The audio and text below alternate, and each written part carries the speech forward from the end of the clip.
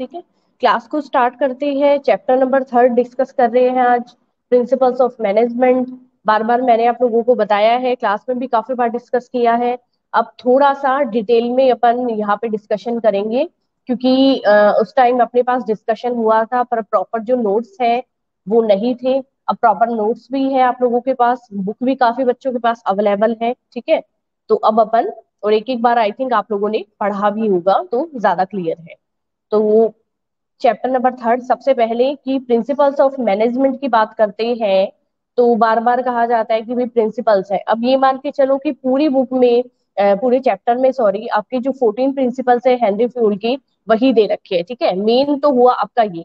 काफी बार बोर्ड के अंदर मेनली क्वेश्चन ही यही है कि हेनरी फ्यूल के 14 प्रिंसिपल्स है उनको समझा दो। ठीक है, एक तो बना ये क्वेश्चन बहुत बार, मतलब लगभग एक साल छोड़ के एक साल ये क्वेश्चन तो रेडी है ही। उसके बाद अगर ये क्वेश्चन मान लो मिसिंग रहता है कहीं पूरे चैप्टर में से, कि मैडम आपने बोला था 6 नंबर में हेनरी फ्यूल के 14 प्रिंसिपल्स है, वो 14 प्रिंसिपल्स तो हमें कहीं 6 नंबर के क्वेश्चन में दिखे ही नहीं। ठीक है, तो उसमें ये देखना कि आपके 4 नंबर के अंदर शॉर्ट नोट आते हैं। शॉर्ट नोट के अंदर कोई भी दो थ्योरी, जैसे यूनिटी ऑफ कमांड और यूनिटी ऑफ डायरेक्शन, दोनों का नाम एक जैसा सा होता है, बच्चे बड़े कंफ्यूज होते हैं। वो क्या करते हैं, दोनों थ्योरी को एक साथ लिख देते हैं कि आप दोनों को डिटेल में डिस्क्राइब कर दो। ठीक है, 4 नंबर कहीं नहीं जाने अगर अच्छे से आता है तो।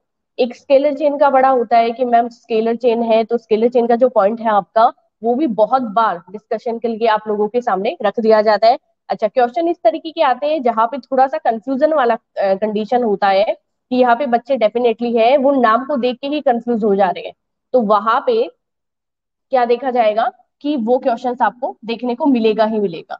ठीक है, good morning all, good morning सबको, गुड मॉर्निंग। अब सबसे पहले पेन कॉपी लेके बैठ जाओ जिसमें मैंने नोट्स लिखवाए थे। ठीक है, ऑडियो सुनी नहीं है, मुझे पक्का यकीन है आप लोगों पे। ठीक है, एक दो बच्चों को छोड़ के ऑडियो किसी ने नहीं सुनी है। पेन पेंसिल अपनी जो नोटबुक है नोट्स की, उसके साथ लेके बैठ जाइए आप। जो जो मैं बता रही हूँ अगर कुछ एक्स्ट्रा पॉइंट आपको लगे तो वो उसके अंदर लिख लेना। ठीक है, किसी ने बुक या 3rd चैप्टर को खोल के देखा हो किताब के अंदर, तो बहुत लंबी उसके अंदर, और ये दे रखा है अपने सामने कि जो पैराग्राफ है उसमें बहुत सारी थ्योरीज है, जिसको अपन ये देखते हैं कि इतनी सारी कौन पढ़ेगा। डायरेक्ट जो मैम ने बोला था 14 प्रिंसिपल्स है हेनरी फ्यूल के, वहीं पे डायरेक्ट अपन चल जाते हैं, उस पेज नंबर के ऊपर ही चले जाते हैं। ठीक है, तो उसका शॉर्ट में मैम ने पढ़ी है। ठीक है, मैम ने उसमें देखा है कि क्या इंपॉर्टेंट है, तो मैंने देखा है, तो मैं कंक्लूजन आप लोगों को बता देती हूँ कि मोस्ट उसके अंदर से क्या क्या पॉइंट आप लोगों के सामने आए हैं। ठीक है, अब है आई थिंक बेटा पहली क्लास होगी आपकी तो। ठीक है, इतने सारी क्लासेस हुई है, आई थिंक पहली क्लास ऐसी है जिसमें आप अटेंड कर रहे हैं, आप प्रेजेंट हैं अकॉर्डिंग टू मी। बाकी आपको पता है कि आपने कितनी क्लासेस अटेंड करी है, मेरे अकॉर्डिंग ये पहली क्लास है। तो सबसे पहले बात करते हैं अपन कि आप लोगों के सामने 2 पॉइंट यहाँ पे देखने को मिले हैं। ठीक है, अब फिर मैं बता रही हूँ, अब चैट बॉक्स में जब तक मैं नहीं कहूँ कुछ कुछ टाइप मत करना। पेन पेंसिल अपनी नोटबुक के साथ लेके बैठ जाओ और ध्यान से सुनना जो बता रही हूँ। ठीक है, ध्यान इधर ही लगाना।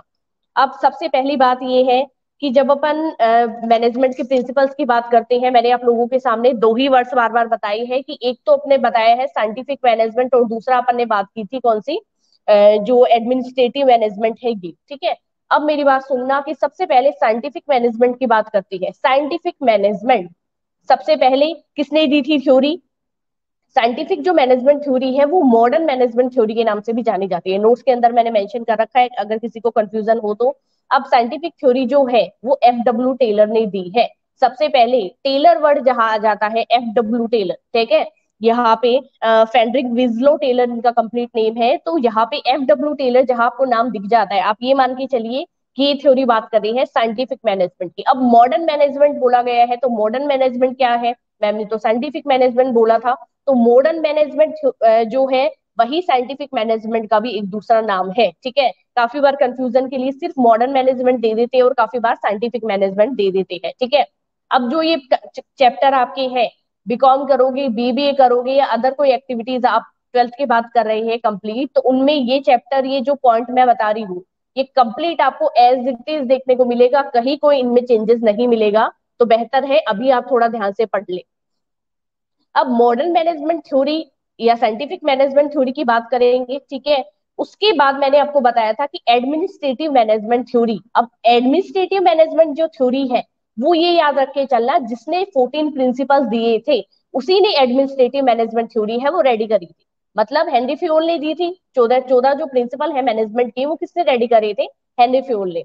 तो हेनरी फ्योल ने ही क्या करा था कि एडमिनिस्ट्रेटिव मैनेजमेंट थ्योरी जो है वो। अब आप कहेंगे कि मैडम आपने एक कंफ्यूजिंग लाइन और इसमें लिख रखी है नोट्स के अंदर। अब देखना कि मैंने ये लिखा है the father of modern theory of management. The father of modern theory of management किसको कहा जाता है? हेनरी फ्योल को। मॉडर्न जो मैनेजमेंट थ्योरी है, मॉडर्न मैनेजमेंट और साइंटिफिक मैनेजमेंट दोनों एक नाम है। दोनों की जो रचयिता है वो कौन है? फेडरिक विंसलो जो है, F.W. टेलर वो है। जबकि father of modern theory management, father किसको कहा जाता है मॉडर्न थ्योरी मैनेजमेंट का? साइंटिफिक मैनेजमेंट की जो रचयिता है F.W. टेलर, उनको नहीं कह के हेनरी फ्योल का कहा जाता है। ये दोनों कंफ्यूजन है, याद कर लीजिएगा, ठीक है। अब सबसे पहले बात करते हूँ साइंटिफिक मैनेजमेंट थ्योरी। जो अपन सीधा, या तो ये रहेगा इसके अंदर कि मैं सीधा सिर्फ एक नाम है साइंटिफिक मैनेजमेंट थ्योरी और सीधा 14 प्रिंसिपल्स पे चली जाऊं, या फिर मैं थोड़ा सा आपको साइंटिफिक के बारे में बता देती हूँ।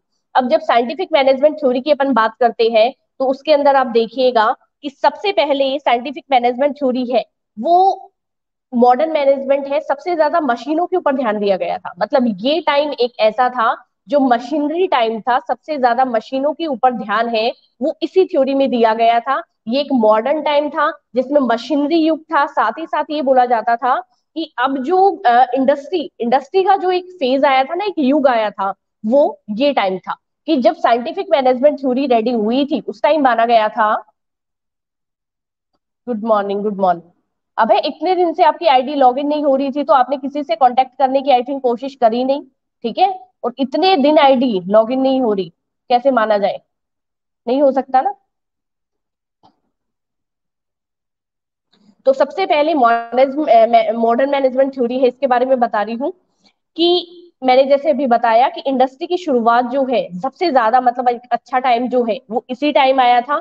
अब जो हेनरी फ्यूल साहब थे वो तो ये कह रहे थे कि जो हाई लेवल है, मतलब टॉप लेवल और मिड लेवल, उसके ऊपर सबसे ज्यादा ध्यान दो। सबके सोचने का तरीका अलग था, काम करने का तरीका अलग था।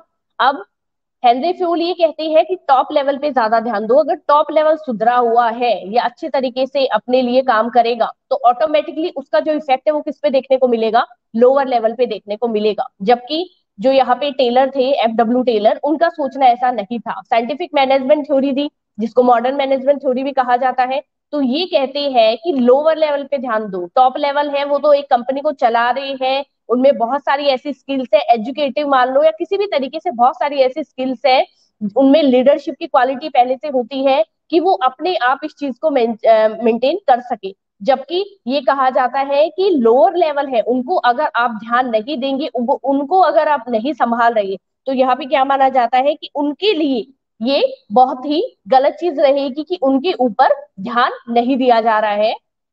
मॉडर्न मैनेजमेंट थ्योरी में एक ही चीज बताई गई थी कि सबसे ज्यादा आप ध्यान देने की अगर सोच रहे हैं तो आप लोअर लेवल पे दीजिए हमेशा। दूसरी चीज, मशीनरी युग बोला गया है, ठीक है। मशीनों के ऊपर सबसे ज्यादा काम जो है वो इसी उसमें किया गया था।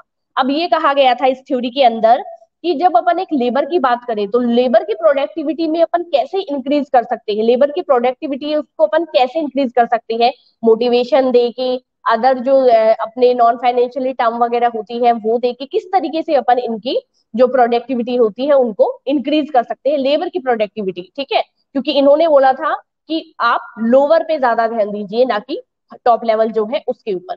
उसके बाद इन्होंने क्या बोला था कि आप ये देख के चलिए ना कि जहां संस्था में कमी है उसका आप हैंड टू हैंड सोल्यूशन दीजिए। ये बोला गया था कि कंपनी में जहां आपको कमी लगती है आप हैंड टू हैंड सोल्यूशन दीजिए। मतलब आप अच्छी से अच्छी प्रैक्टिस मेथड, अच्छे से अच्छे अपने रूल रेगुलेशन है वो स्टार्टिंग में अप्लाई क्यों नहीं कर देते? अगर आप स्टार्टिंग में अच्छे प्रिंसिपल्स, अच्छे मेथड है, अच्छे रूल रेगुलेशन है, ये सारे जो चीजें हैं स्टार्टिंग में आप यहाँ पे अप्लाई करेंगे अपनी कंपनी के अंदर, तो यहाँ पे कंपनी में टाइम की बचत होगी, पैसे की बचत होगी, ऐसा टेलर का सोचना था। उसके बाद इन्होंने क्या कहा है? इन्होंने कहा है कि एक इन्हीं के मतलब अंडर में थे फ्रिंक और लिलिन करके दो, मतलब इनके चेले मान लो, इनके बंदे मान लो। इन्होंने ये बोला था, जैसे मैंने आपको एक बार बताया हो क्लास में, किसी बच्चे को याद हो तो 120 और 80% का रेशियो बताया था। ये कहते हैं कि जब अच्छा काम कर रहे हैं, मतलब लेबर अच्छा काम कर रहे हैं, तो उनको आप इंसेंटिव दीजिए। अगर आप उनको इंसेंटिव दे रहे हैं तो आपको क्या देखने को मिलेगा, उनका जो काम करने का तरीका है वो पहले से बेहतर है। ऐसा किसका सोचना था? यहाँ पे फिर कह रही हूँ, टेलर की बात कर रहे हैं अपन, FW टेलर की बात कर रहे हैं।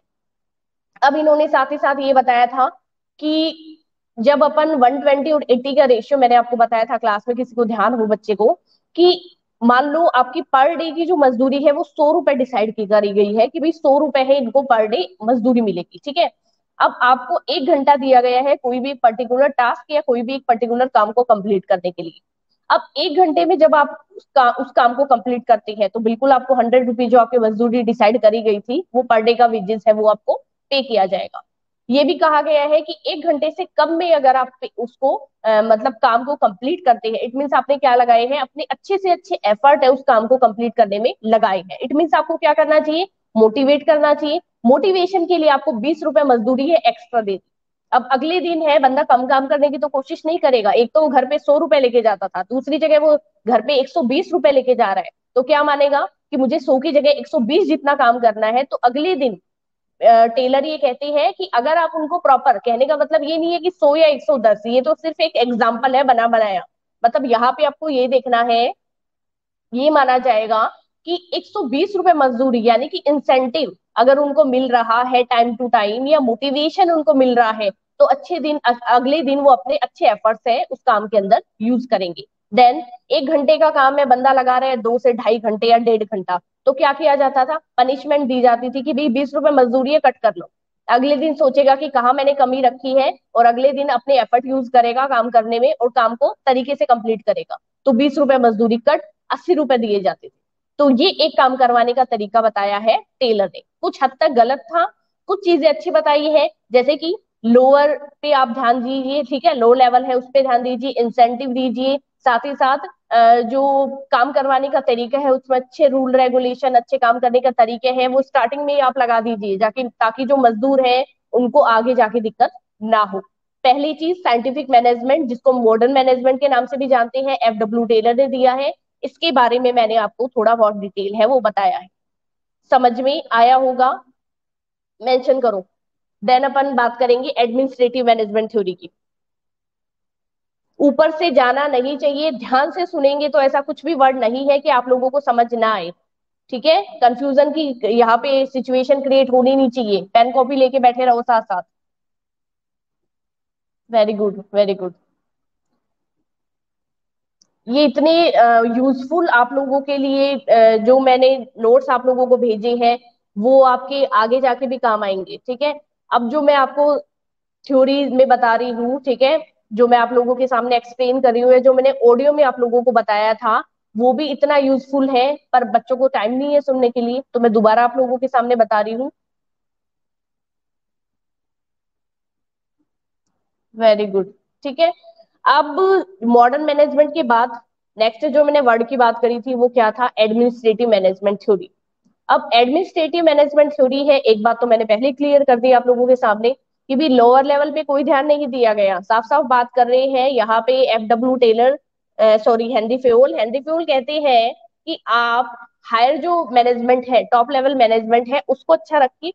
ऑटोमेटिक मेरा मानना है कि जब टॉप लेवल अच्छा है तो उसका इफेक्ट है कहीं ना कहीं किस पे देखने को मिलेगा, जो लोअर मैनेजमेंट है, मिडल है, लेवल है, उन पे देखने को मिल जाएगा, ठीक है। इनका ऐसा सोचना था, सबने अपनी अपनी अलग अलग थ्योरीज दी है। अब यहाँ पे एडमिनिस्ट्रेटिव मैनेजमेंट जो है, ये कहते हैं कि उच्च स्तर पे ध्यान दिया गया था। 14 प्रिंसिपल्स है, वो किसने रेडी करे थे, हेनरी फ्यूल ने करे थे। हेनरी फ्यूल अब ये भी कहते हैं कि मैं 5 चीजों को बड़ा इंक्लूड करता हूँ, प्लानिंग है, ऑर्गेनाइजिंग है, डायरेक्टिंग है, कोऑर्डिनेशन है, कंट्रोल। ये 5 चीजें जब मैं इंक्लूड करके चलता हूँ, बार बार जो अपन नाम लेते हैं हर बार मैनेजमेंट के अंदर, वो मैनेजमेंट की जो ये 5 जो अपन फंक्शंस करते हैं, ये हेनरी फ्यूल के द्वारा ही दिए गए हैं। इन्होंने कहा है मैं मैनेजमेंट के जितने भी वर्क है, फंक्शंस है, उनको 5 ही भागों में डिवाइड करता हूँ मेनली।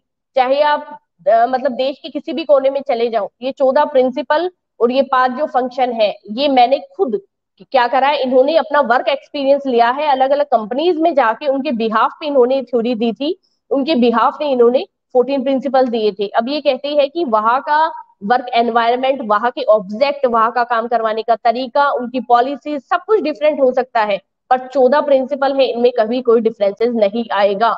क्योंकि ये क्या है, ये कॉमन प्रिंसिपल है जो कि हर एक देश में जब जो कंपनी चला रहा है, जो काम करवा रहा है, उनको ये फेस करने ही करने पड़ेंगे। ठीक है, तो ये 14 प्रिंसिपल्स पर्टिकुलर कोई थिंग नहीं है, कोई चीज नहीं है, इनमें कभी कोई चेंजेस नहीं हो सकता।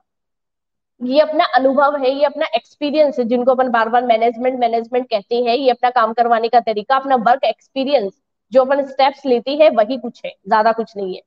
अब इसके बाद ये कहते हैं कि यूनिवर्सल स्कूल के नाम से भी जाना गया था, इनके जो 14 प्रिंसिपल्स थे, इनके कॉन्सेप्ट को यूनिवर्सल स्कूल के नाम से भी जाना गया था। उसके बाद फेउल की जो बिजनेस ऑर्गेनाइजेशन के 6 भाग में डिवाइड किया था, ये मैं आप लोगों के आगे डिस्कस करूंगी, चैप्टर के अंदर आएगा डिटेल से, तो यहाँ नहीं बता रही हूँ। टेक्निकल है, कमर्शियल है, जो मैंने बताया था, एक बार नाम बता देती हूँ। Technical, commercial, financial, security, accounting और लास्ट था अपना एडमिनिस्ट्रेशन। ये 6 भाग डिवाइड किए गए थे। अब आप देखेंगे कि आपका जो थर्ड चैप्टर है, ठीक है, यहाँ पे मैंने दो चीजें आप लोगों के सामने बताई है। एक था अपना कौन सा, साइंटिफिक मैनेजमेंट थ्योरी, जो मॉडर्न थ्योरी भी थी, और father of modern theory management कहा जाता है हेनरी फ्यूल को, जिन्होंने थी अपनी कौन सी 14 प्रिंसिपल्स की जो थ्योरी है वो, जिनको एडमिनिस्ट्रेटिव मैनेजमेंट थ्योरी के नाम से भी जाना जाता है। अब देखो, उसमें तो आया साइंटिफिक, ठीक है, साइंस थी पूरी, मशीनरी का काम दिया गया था। ये कह रही है इंडस्ट्री का युग भी सबसे ज्यादा वही आया था। जबकि एडमिनिस्ट्रेटिव, एडमिनिस्ट्रेशन में आ गया प्लानिंग, ऑर्गेनाइजिंग, डायरेक्शन, कोऑर्डिनेशन और कंट्रोल, इसके अलावा 14 प्रिंसिपल्स। तो कंफ्यूजन की कहीं कोई सिचुएशन क्रिएट नहीं होनी चाहिए अकॉर्डिंग टू मी। ठीक है, अब यहाँ पे 14 प्रिंसिपल्स की कह दिया। जब आप थर्ड चैप्टर बुक के अकॉर्डिंग पढ़ेंगे, ठीक है, तो कंप्लीट भाई वहां पे 4 से 5 पेज की थ्योरी अगर मैं लिखने बैठूंगी तो इतना बड़ा है, तो वो मैंने कंप्लीट आप लोगों को सामने नहीं रखी थी। जो जो मुझे इंपॉर्टेंट लगा बोर्ड की नजर से, या मैंने पीछे के इतने जो मतलब नोट्स बनाए उसके नजरिए से, तो वो मैंने आप लोगों के साथ यहाँ पे नोट्स में मेंशन किया था, शेयर किया था। अब उसके अंदर नाम है 2 से 3, आप देखेंगे, अगर बुक किस किस के पास हो तो वो आप देखना। सेकंड चैप्टर, सेकंड जो पेज है आपका, थर्ड बुक जो चैप्टर है उसके अंदर, तो उस पे आपने को देखने को मिलेगा कि ये तो हुआ अपनी थ्योरीज। इसके बाद में रिसर्च वर्क किया गया था, कुछ कुछ प्रोफेसर है उन्होंने रिसर्च की थी, और रिसर्च का जो कंक्लूजन आया था वो अपने साथ शेयर किया था। तो सबसे पहले रिसर्च वर्क में मैक्स वेबर की थ्योरी आई थी। उसके बाद जॉर्ज एल्टन मायो की जो रिसर्च थ्योरी थी वो भी बड़ी फेमस हुई थी। ये दो सिर्फ वर्ड लिख रखे इन्होंने कि इन्होंने रिसर्च वर्क किया था। तो आप देख लेना यशराज, आपको सेकंड थर्ड चैप्टर के सेकंड पेज पे आपको मिल जाएगा, सिर्फ नाम मेंशन कर रखा है कि इन्होंने रिसर्च वर्क की थ्योरी दी थी, जिसमें मैक्स वेबर का और जॉर्ज एल्टन मायो का जो नाम है वो काफी बार आता है। अब शॉर्ट में फटाफट बता देती हूँ, क्योंकि सिर्फ नाम होने से उनका ये नहीं है, फटाफट अपने को पता होना चाहिए कि मैक्स वेबर क्या थे। और जॉर्ज एल्टन मायो में आपने अगर कहीं क्वेश्चन सुना हो या वर्ड सुना हो कि हॉर्थन एक्सपेरिमेंट हुआ था, अगर किसी बच्चे ने सुना हो, कहीं भी किसी बुक में पढ़ा हो कि हॉर्थन एक्सपेरिमेंट, किसी ने पढ़ा है, सुना है, तो प्लीज मेंशन करो। नाम सुना हो, सिर्फ नाम सुना हो कि हॉर्थन एक्सपेरिमेंट हुआ था, हॉर्थन एक्सपेरिमेंट का नाम किसी ने सुना है? नहीं सुना, वेरी गुड। मैक्स वेबर की थ्योरी बोली गई है। मैक्स वेबर कहते हैं कि मैक्स वेबर का इतना ही मानना था कि काम अगर तरीके से नहीं करते हैं, मतलब वर्कर्स अगर तरीके से काम नहीं करते हैं, तो उनको जोर जोर जबरदस्ती तरीके से काम करवाओ, मतलब उनको डिसिप्लिन में रखो, उनके ऊपर कंट्रोल रखो, ठीक है, और उनसे काम करवाओ। अब मैक्स वेबर ये कहते हैं कि मैं मेरी थ्योरी में एक ही वर्ड को यूज करता हूं, वो है rational legal authority. Rational legal authority यानी कि पोस्ट के हिसाब से दर्जा दो। इनका इतना ही कहना था कि रैशनल लीगल अथॉरिटी वर्ड में यूज करता हूं मेरी थ्योरी में, जिसमें पोस्ट के हिसाब से दर्जा दो, मतलब जिस बंदे की, जिस कंपनी में, ऑर्गेनाइजेशन में, संस्था में जो पोस्ट है, आप उसी के अकॉर्डिंग उसको ट्रीट करेंगे, उसी के अकॉर्डिंग आप उनको काम देंगे, उसी के अकॉर्डिंग आप उनको ट्रीट कर रहे हैं यहाँ पे। ठीक है, तो रैशनल लीगल अथॉरिटी वर्ड को यूज किया गया था इनकी थ्योरी में।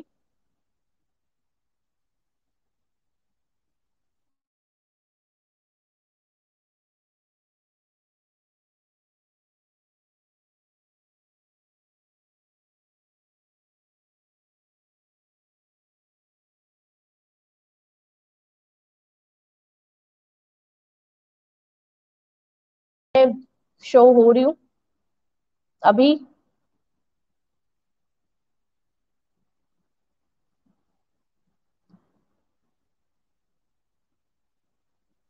क्लियर है बेटा?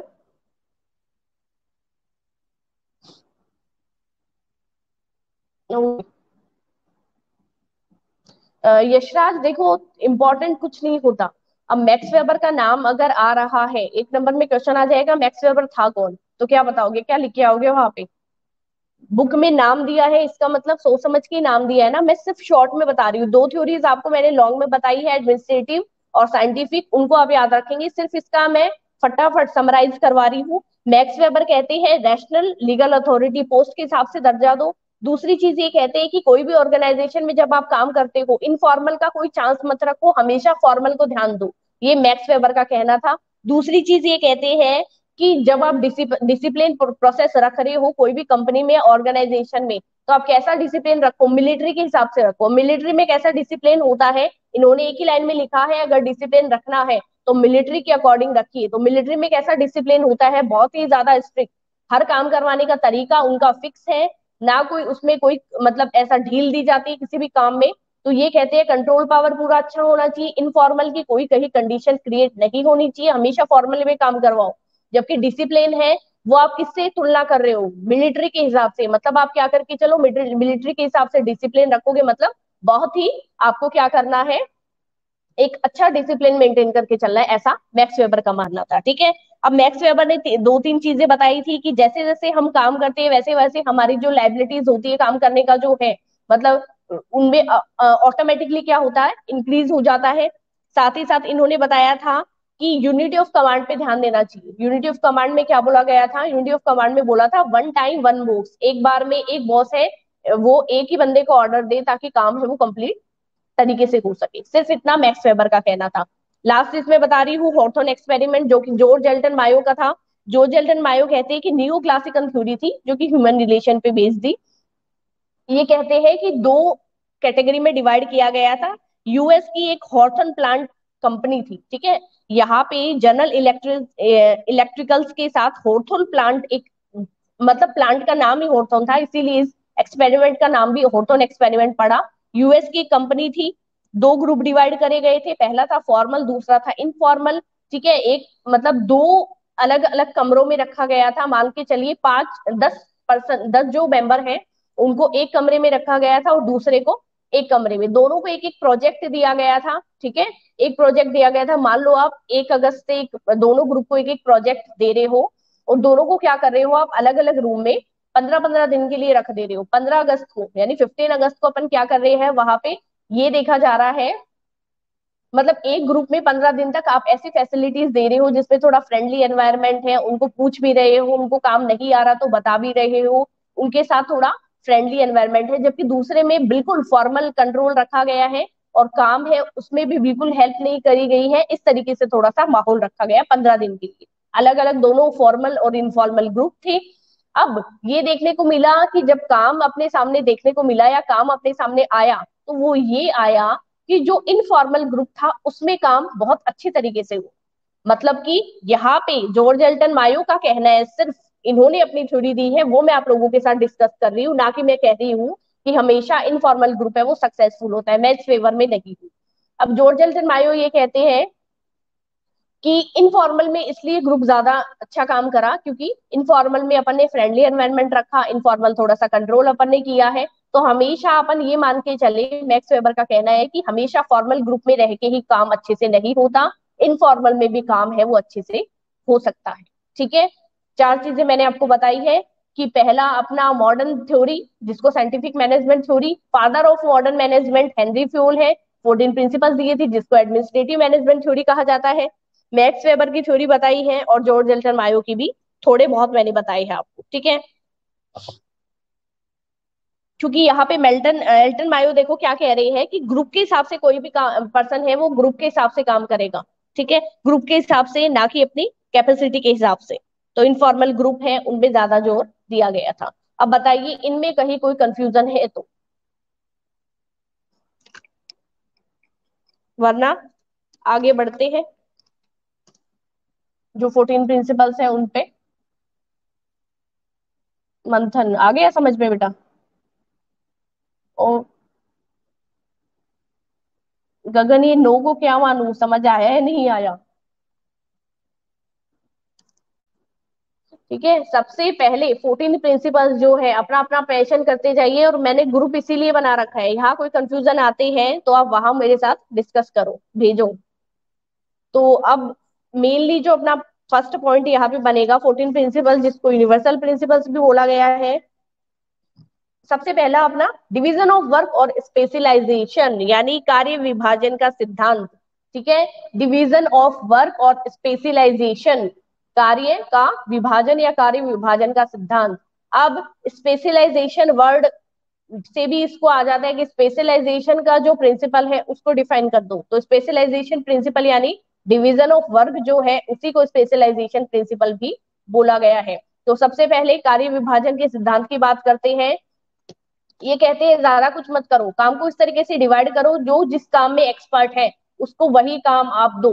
मतलब जिसने जिस काम को करने में जो पर्सन निपुण है, जिसने जो उस काम को पहले कर रखा है या दूसरी संस्था से आता है, तो उनके लिए उस काम को करने में इजी रहेगा। बजाय आप अलग अलग काम एक दूसरे को दे रहे हो तो टाइम का वेस्टेज है, पैसे वेस्टेज है, जबकि काम है वो अच्छे तरीके से नहीं हो पाएगा, क्योंकि वहां पे तो कंफ्यूजन है।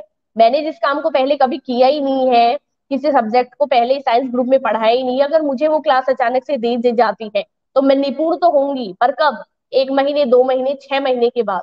जब तक क्या होगा, बच्चों का लॉस होगा।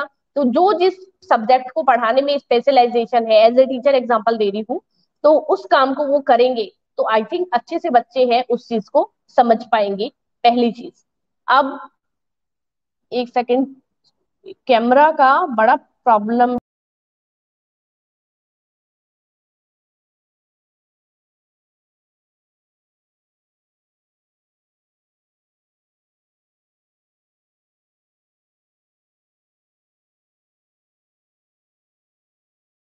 ऑफ हो जाता है कैमरा, थोड़ा प्रॉब्लम आ रहा है इसमें।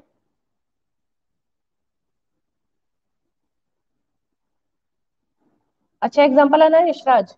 बिल्कुल। तो जिसको जिस काम में जो एक्सपर्ट है उसको आप वही काम दो ताकि वो अच्छे से कर पाए। ठीक है, अब डिवीजन ऑफ वर्क में मैं थोड़ा सा और आपको डिटेल में बता देती हूँ। ठीक है, अगर कोई लाइन मिसिंग रह गई हो नोट्स के अंदर तो आप फटाफट उसको लिख लीजिएगा। कि जब कार्य विभाजन सिद्धांत या स्पेशलाइजेशन या वर्क ऑफ डिवीजन की जब अपन बात करते हैं, तो इनका यही है कि एक पर्सन जब एक काम को बार बार करता है तो वो उस काम को करने में क्या हो जाता है, एक्सपर्ट हो जाता है। उसके अंदर वो स्पेशलाइजेशन की जो एक मतलब स्किल होनी चाहिए वो ऑटोमेटिकली आ जाती है, सिखाने की जरूरत नहीं होती। ठीक है, यहाँ पे ट्रेनिंग की जरूरत नहीं होती।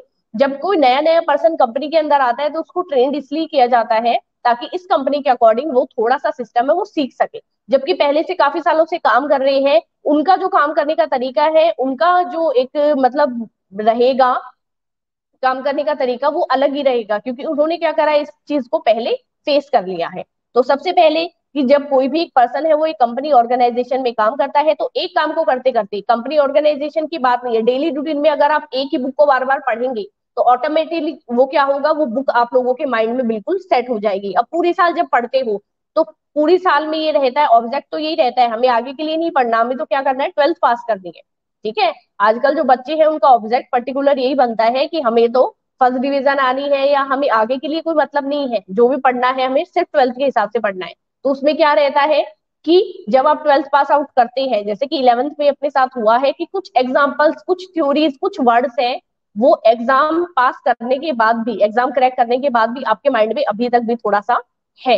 मतलब कुछ चीजें साथ रहती है अगर आप बार बार उस चीज को दोहरा रहे हो, पढ़ रहे हो तो।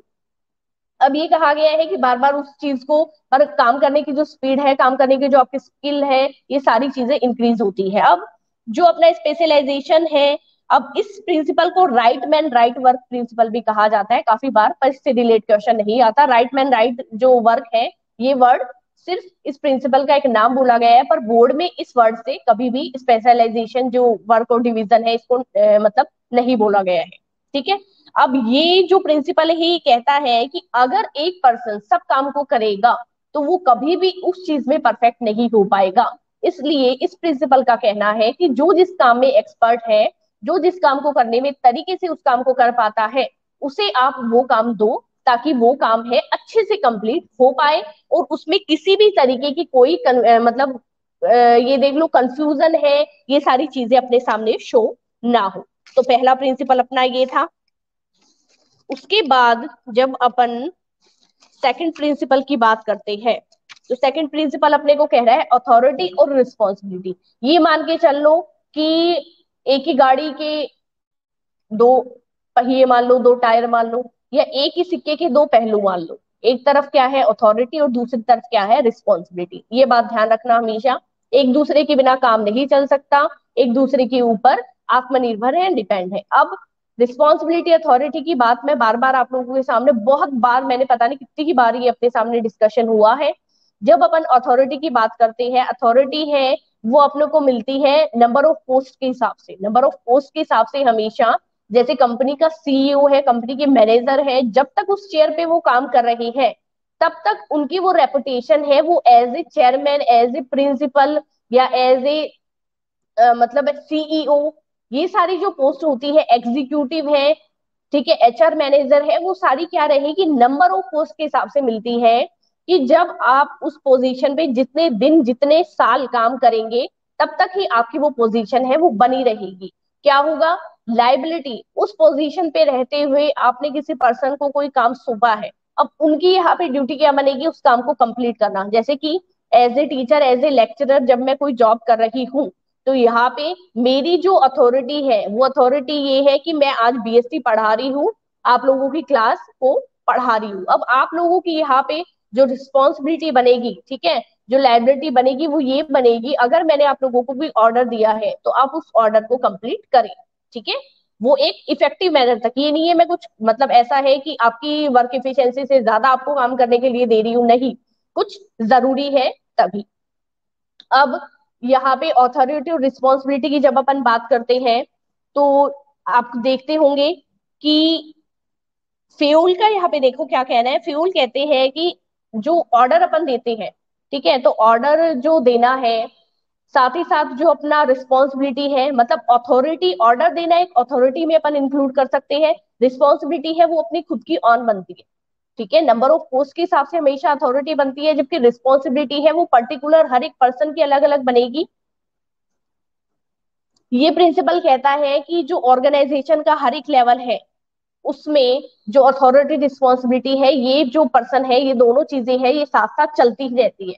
मतलब ऑर्गेनाइजेशन का जो टॉप लेवल ले लो, चाहे मिडिल ले लो, चाहे लोअर लेवल ले लो, इनमें अथॉरिटी रिस्पॉन्सिबिलिटी है, ये दोनों चीजें अपने को देखने को मिलेगी। अब ये कहा जाता है कि इसमें वही बताया गया है कि सिक्के के दो पहलू कहा जाता है, और ऑर्गेनाइजेशन का हर एक लेवल है उस पे ये चीजें जरूरी है, इसलिए इनका डेलीगेशन सोच समझ कर करना चाहिए। मतलब इन्होंने कहा है कि डेलीगेशन, अब डेलीगेशन वर्ड का मतलब मैं दोबारा दोबारा आपको नहीं बताऊंगी, ठीक है। जब अपन कोई भी चीज डेलीगेट कर रहे हैं, किसी थर्ड पार्टी को क्या कर रहे हैं, ट्रांसफर कर रहे हैं, डेलीगेशन दे रहे हैं, तो वहां पे ये जब अपन देखो कोई किसी भी पर्सन को अथॉरिटी दे रहे हैं, तो अथॉरिटी भी सोच समझ के दो, जबकि रिस्पॉन्सिबिलिटी आप दे रहे हो वो भी सोच समझ के दो कि वो पर्सन उस काम को करने में एक्सपर्ट है या नहीं। अगर नहीं है तो उनको वो काम आप दो ही मत।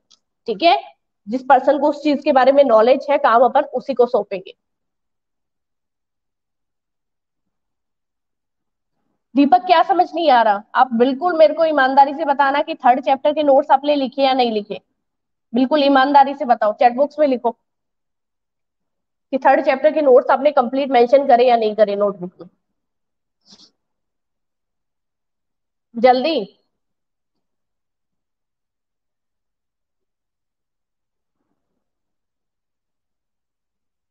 इनके अलावा अगर किसी बच्चे को प्रॉब्लम है तो प्लीज चैट बॉक्स में टाइप कीजिए।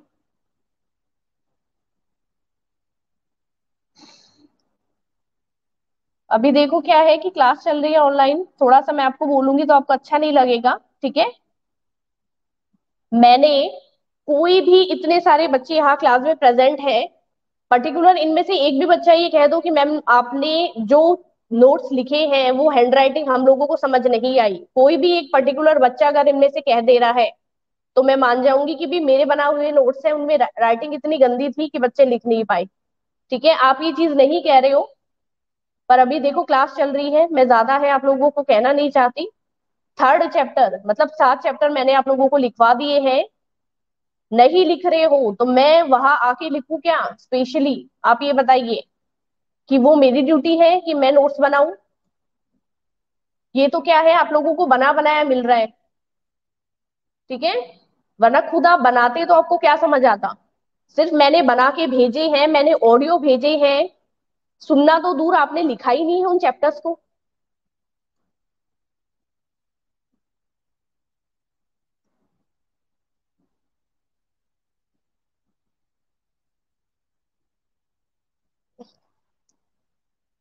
जो बच्चे, मेरी बात ध्यान से सुनना दीपक, जो बच्चे ऑनलाइन अपनी अपनी नोट्स की नोटबुक लेके बैठे हैं, उनको पता है कि मैं कौन सी लाइन में कहाँ से पढ़ा रही हूँ। आप समझ रहे हो मेरी बात? मैं बार बार नोट्स बनाने के लिए मैं ऐसे ही नहीं कह रही हूँ। ठीक है, मैं कुछ सोच समझ के आप लोगों को कहती हूँ कि जहां जहां मैं पढ़ा रही हूँ उसको पहले पढ़ो, पहली चीज। दूसरी चीज कि अपनी नोटबुक है वो साथ लेके बैठो। अगर आप लोगों को थोड़ा सा ये लगता है कि हम लोग थोड़ा एक्स्ट्रा पढ़े, तो आप बुक को भी साथ लेके बैठो। मैं बुक और जो नोट्स है वो दोनों मिक्स करके आप लोगों को यहाँ पे दोबारा समराइज करवा रही हूँ। तो मैं जो बार बार आप लोगों को कह रही हूँ कि आप नोट्स है वो लिख लीजिए, वो कुछ सोच समझ के ही कह रही हूँ, इसीलिए कह रही हूँ कि जो जो बच्चा अभी नोट्स की नोटबुक लेके बैठा है, वो ये जो बच्चे कह रहे हैं ना मैम क्लियर है, मैम समझ आ गया, वो इसीलिए कह रहे हैं क्योंकि नोट्स की नोटबुक है वो साथ लेके बैठे हैं। ठीक है, उनको ये पता है कि मैम कौन सी लाइन पे पढ़ा रही है और कहाँ पढ़ा रही है। जब ये क्लियर होता है दिमाग में कि मैम ने इतने चैप्टर पढ़ा दिए और चैप्टर का नाम ये है, चैप्टर के अंदर ये है, तो ऑटोमेटिक आधा तो समझ में वैसे ही आ जाता है।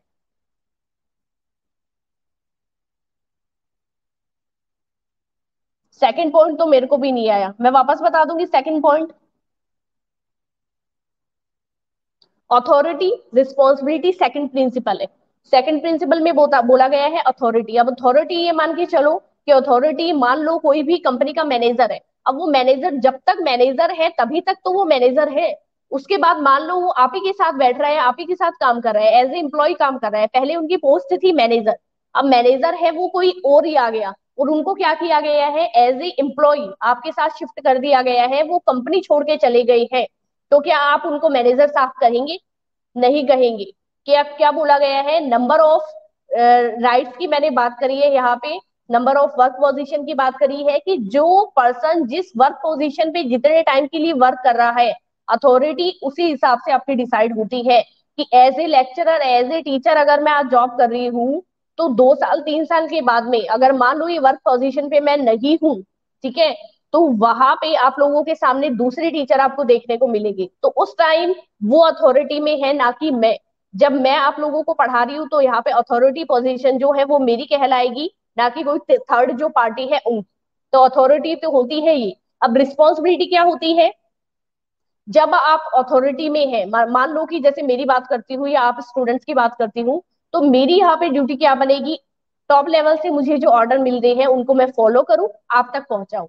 अगर मैं आपको कोई रिस्पॉन्सिबिलिटी दे रही हूँ तो वहां पे आप लोगों का ये ड्यूटी बनेगी कि आप जो मैम के द्वारा दी गई रिस्पॉन्सिबिलिटी है, मैम ने जो रिस्पॉन्सिबिलिटी हम लोगों को बताई है, वो हम कंप्लीट करें एज ए टाइम। अगर मैंने बोला है कि आप नोट्स बनाएंगे, आप इस चीज को कंप्लीट करेंगे, तो आपकी वो रिस्पॉन्सिबिलिटी है, क्योंकि आप मतलब एज ए ऑर्डर क्या कर रहे हो, उस चीज को कंप्लीट कर रहे हो। तो अथॉरिटी अलग होती है, रिस्पॉन्सिबिलिटी अलग, एक दूसरे से जुड़े हुए हैं। जब अपन कहते हैं कि एक ही गाड़ी में दो टायर, एक ही सिक्के के दो पहलू, एक दूसरे से जुड़े हुए हैं। अब ये कहते हैं फ्यूल, ये कह रहे हैं, अब कंक्लूजन सुन लो इस सेकंड प्रिंसिपल का। फ्यूल ये चीज बता रही है कि जब आप मान लो संस्था में किसी भी थर्ड पार्टी है या किसी भी पर्टिकुलर पर्सन को आप क्या बना रहे हो, मैनेजर बना रहे हो, किसी को चीफ एग्जीक्यूटिव बना रहे हो, किसी को आप क्या कर रहे हो, कंपनी का सीईओ बना रहे हो, ठीक है, और आपने बिल्कुल उस चीज के बारे में नहीं सोचा है कि 1 मिनट के लिए हम सोचे कि as a executive, as a manager, क्या ये बंदा है ये इस चीज को यहाँ पे मतलब एक्सेप्ट कर पाएगा, या फिर इस चीज की रिस्पॉन्सिबिलिटी है ये ले पाएगा या नहीं ले पाएगा। अब अथॉरिटी आपने दे दी एज ए मैनेजर उनको। अब एज ए मैनेजर उनकी क्या क्या रिस्पॉन्सिबिलिटी बनेगी, अपने लोअर लेवल में जितने भी काम है उनको कंप्लीट करना, अपने एम्प्लॉयज को संभालना, अपना जो टीम है उनको कंप्लीट करना, टीम को संभालना, टीम में जितने भी मेंबर काम कर रहे हैं उनसे रिलेट कोई भी प्रॉब्लम आती है, तो एज ए मैनेजर जो उनको अथॉरिटी मिली है, उस पे रहते हुए उनको उनकी रिस्पॉन्सिबिलिटी है कि टॉप लेवल पे रहते हुए मिडिल और लोअर को संभालना। तो ये हुआ अथॉरिटी और ये हुआ रिस्पॉन्सिबिलिटी। अब बताइए।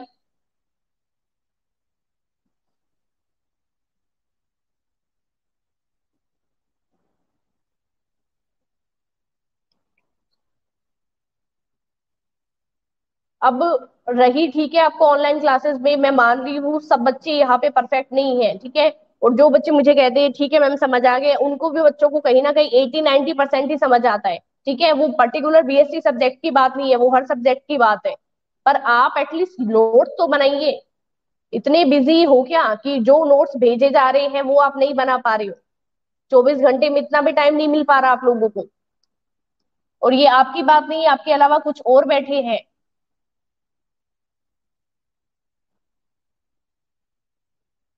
प्योर ऑर्गेनाइजेशन का वर्क कंट्रोल जब उनको वो चीज सौंपी गई है, मतलब ये राइट उनको डेलीगेट किया गया है। सीमा, आपका कहना बिल्कुल सही है।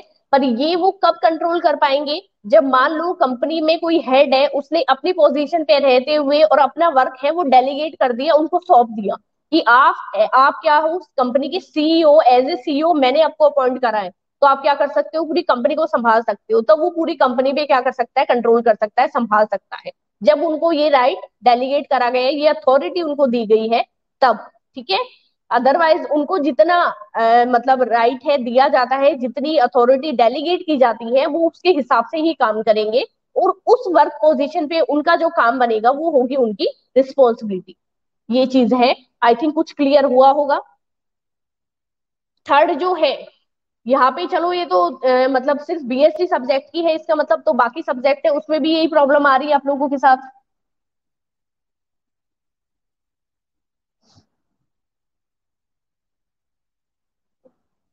अभी भी आप अभय, आप टाइप करेंगे कि आपने नोट्स बनाए हैं नहीं बनाए?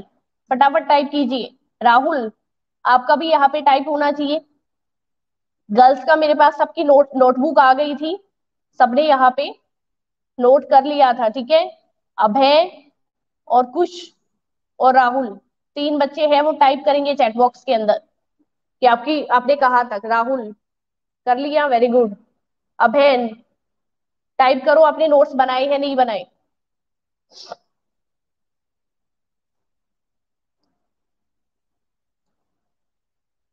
तो आज मुझे आप थर्ड चैप्टर के नोट्स हैं वो जस्ट क्लास एंड होते ही, क्योंकि आप आईपी है, आईपी की क्लास एंड होते ही कुछ, और आप क्या करेंगे, मुझे थर्ड चैप्टर के नोट्स है वो ग्रुप में सेंड करेंगे, ठीक है।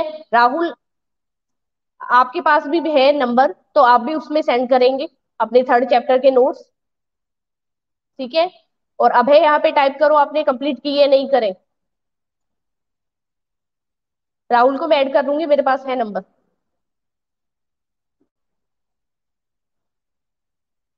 अभय आप भी अपनी नोटबुक है उसके थर्ड चैप्टर के नोट्स हैं, वो आज मुझे ग्रुप में सेंड करेंगे। आप लोगों ने कितना काम किया है मैं यही देखना चाह रही हूँ, ठीक है। और दीपक, चैप्टर नंबर थर्ड तक कंप्लीट हो जाना चाहिए। जितने मैंने नोट्स करवाए हैं, जहां जहां मैं दोबारा पढ़ा रही हूँ, उतने तक आप लोगों को कंप्लीट होने चाहिए। आराम से समझ रहे हो, बहुत अच्छी बात है। वरना करने तो आपको पड़ेंगी। अब सर है वो शायद वेट कर रहे हैं नेक्स्ट क्लास का। 5 मिनट, आई थिंक 9:50 पे स्टार्ट होता है आपका क्लास।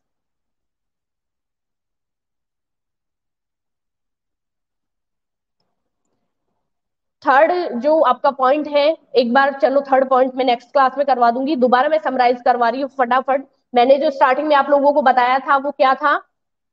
सबसे पहले scientific management theory, modern theory भी बोली गई थी, ठीक है। मशीनों के ऊपर सबसे ज्यादा काम हुआ था, इंडस्ट्री युग सबसे ज्यादा आया था। इसके अलावा जो पर्सन है लोअर लेवल जो है, मिडल टॉप लेवल के, टॉप और मिड को हटा दो, यहाँ पे लोअर लेवल पे सबसे ज्यादा ध्यान दिया गया था। ये बोलते थे कि इंसेंटिव अच्छा दो, इंसेंटिव अच्छा दोगे तो काम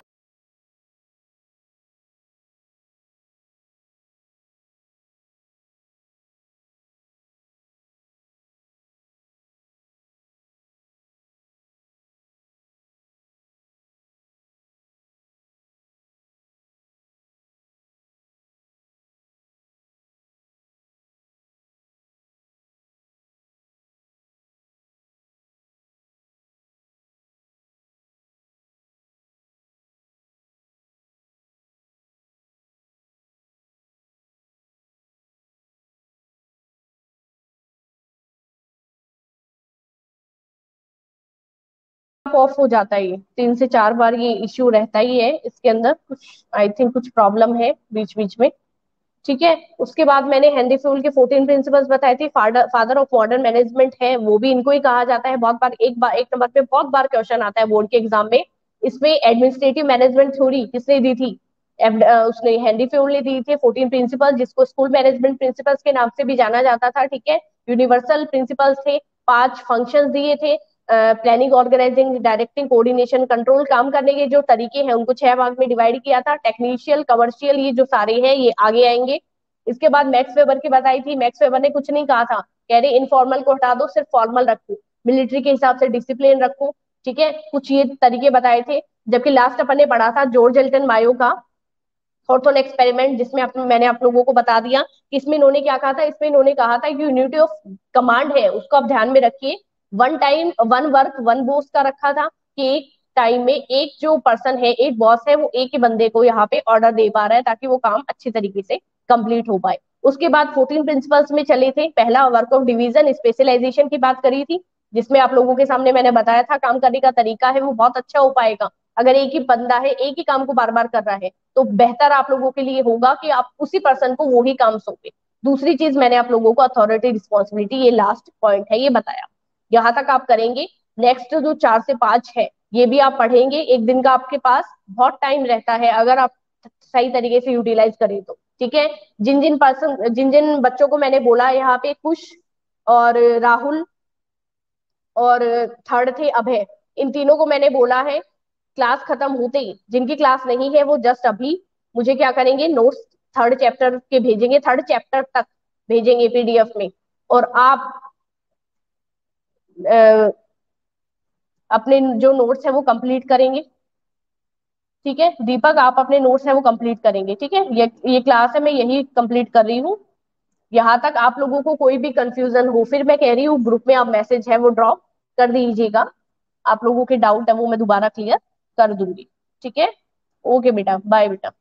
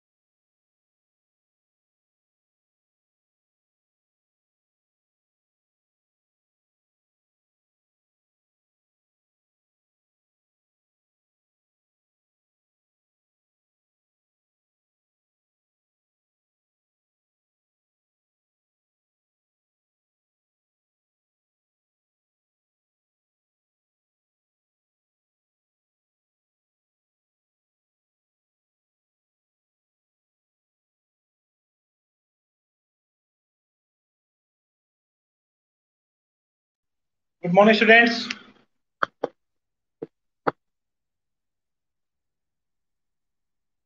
सही बच्चे लाए हुए हैं।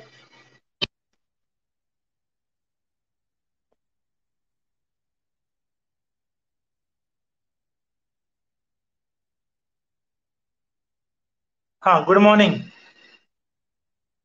चलो, सही बच्चे लाए हुए हैं।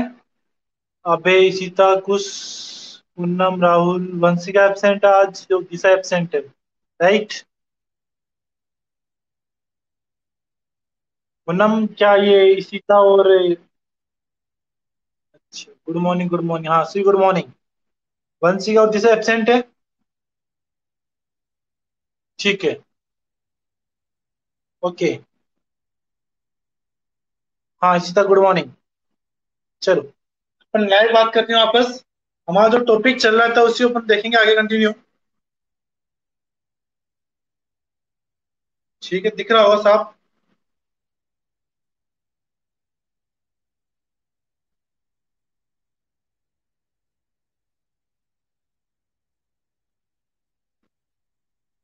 ओके।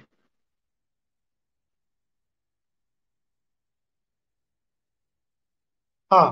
Hello, good morning. ठीक है। चलो चलते हैं वापस, कंटिन्यू करते हैं अपन। ओके। हमारा चल रहा था पिछले क्लास में, ऑपरेटर चल रहे थे और ऑपरेटर में हमको कौन चल रहा था, स्कोप रेजोल्यूशन ऑपरेटर चल रहा था। ठीक है। तो आज देखते हैं स्कोप रेजोल्यूशन ऑपरेटर को एक एग्जांपल देखते हैं। ठीक है। हाँ, अच्छी बात है, कोई बात नहीं मैडम। ओके। आईपी लेनी है तो अच्छी बात है, ले लो। और इसको कंटिन्यू स्टार्टिंग करनी है, और इससे थोड़ा सा कि आपको टाइम ज्यादा देना पड़ेगा क्योंकि आपने जो बेसिक चीजें हैं वो मिस कर दी है। ठीक है। हाँ। कुछ नहीं करना बेटा, पढ़ाई पे ध्यान दो बस, और तो क्या, कंटिन्यू थोड़ा सा बेसिक चीज पे भी, जो पुराने वीडियो बेसिक वो देखना एक बार। और कभी रिवीजन में मौका मिलेगा तो वापस पढ़ा देंगे। है नहीं है तो हो जाए, तो ऐसी कोई बात नहीं है। ठीक है। आप आईपी ले रहे हो तो बिल्कुल कवर हो जाएगी, कोई दिक्कत नहीं है। लेकिन आपको मेहनत करनी पड़ेगी। ठीक है भाई। ओके। देखो, हमारा जो ऑपरेटर चल रहा था, जो बार बार कमेंट तो पढ़ा नहीं पाऊंगा फिर मैं। ठीक है। राहुल।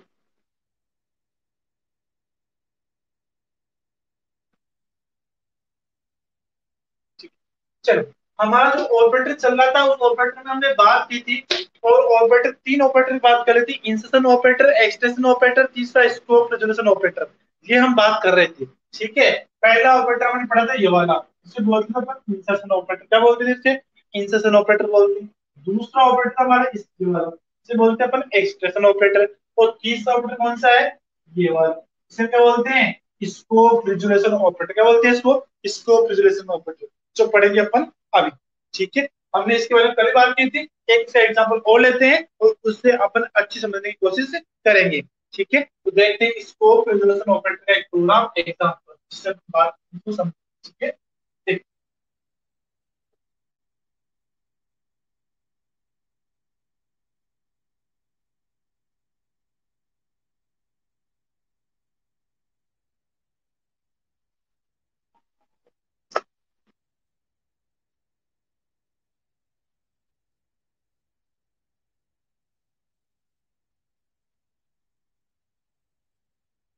सीधा दिख जाए क्लियर। अभी तो मैंने कुछ लिखा ही नहीं दिखने के लिए। सीधा अभी दिखने के लिए कुछ लिखा ही नहीं मैंने। अब दिख रहा है?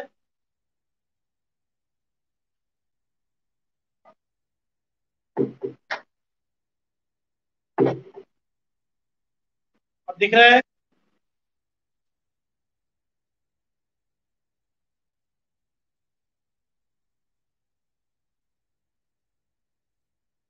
ओके। ठीक है। चलो, अब चलते हैं स्कोप रिजल्यूशन ऑपरेटर एग्जांपल देखते हैं। हमने सबसे पहले जो वर्ड लेना था उसे क्या बोलते हैं? हेडर फाइल बोलते हैं। Include iostream dot h. इसके बाद हमने क्या लगा दिया? Int x equal to 10। मैं क्वेश्चन आपसे पूछ रहा हूँ कहीं ना कहीं, क्योंकि मैंने इसके बारे में कल बात कर ली थी। Int main function. इसके बाद मैंने दूसरा एग्जांपल लिया इंट एक्स इक्वल टू 20, और इसकी बॉडी स्टार्ट कर दी और बॉडी में मैंने सी आउट इनर ब्लॉक। आपको समझने के लिए एक एग्जांपल ले रहे हैं अपन, ठीक है, ताकि अच्छा समझ में आ जाए। ओके, फिर हमने क्या किया, int x equal to 30, int x equal to 30, ठीक है, c out x equal x,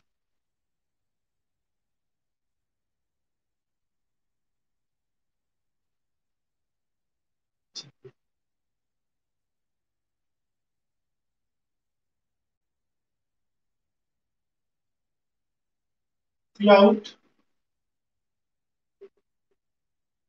x,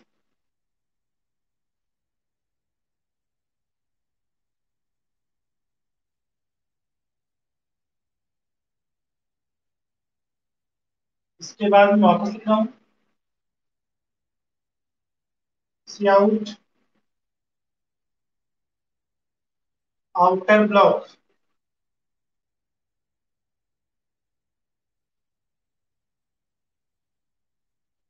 ठीक है। इसके बाद अगला लाइन लिखा हूँ मैं यहाँ पे ऊपर ही हुआ यहाँ, ठीक है, यानी सी out x equal x,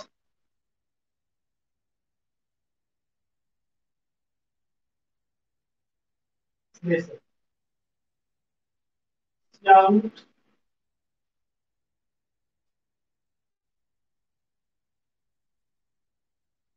x equal x,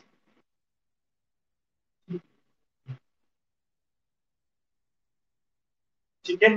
ये एक मैंने एक प्रोग्राम लिखा है, इसके बारे में बात करेंगे, और रिटर्न जीरो, इसका आउटपुट क्या आएगा ये हम देखेंगे, ठीक है। देखिए, सभी सबसे पहले हमने कल जो बात की थी स्कोप रेजोल्यूशन ऑपरेटर की, क्या उसके बारे में किसी को कुछ थोड़ा बहुत आइडिया है कि इसकी डेफिनेशन क्या हो सकती है? हाँ पूनम, पूनम, पूनम, कुश, सीता, अभय और राहुल, दो बच्चे एब्सेंट आज है ना, दिशा और वंशिका, ठीक है ना। चलो देखते हैं पूनम। हाँ Poonam, what is scope resolution operator? Poonam जल्दी से बताइए, एक बार जल्दी से, स्कोप ऑपरेटर क्या है, इसका यूज क्या है? नहीं पता? Poonam,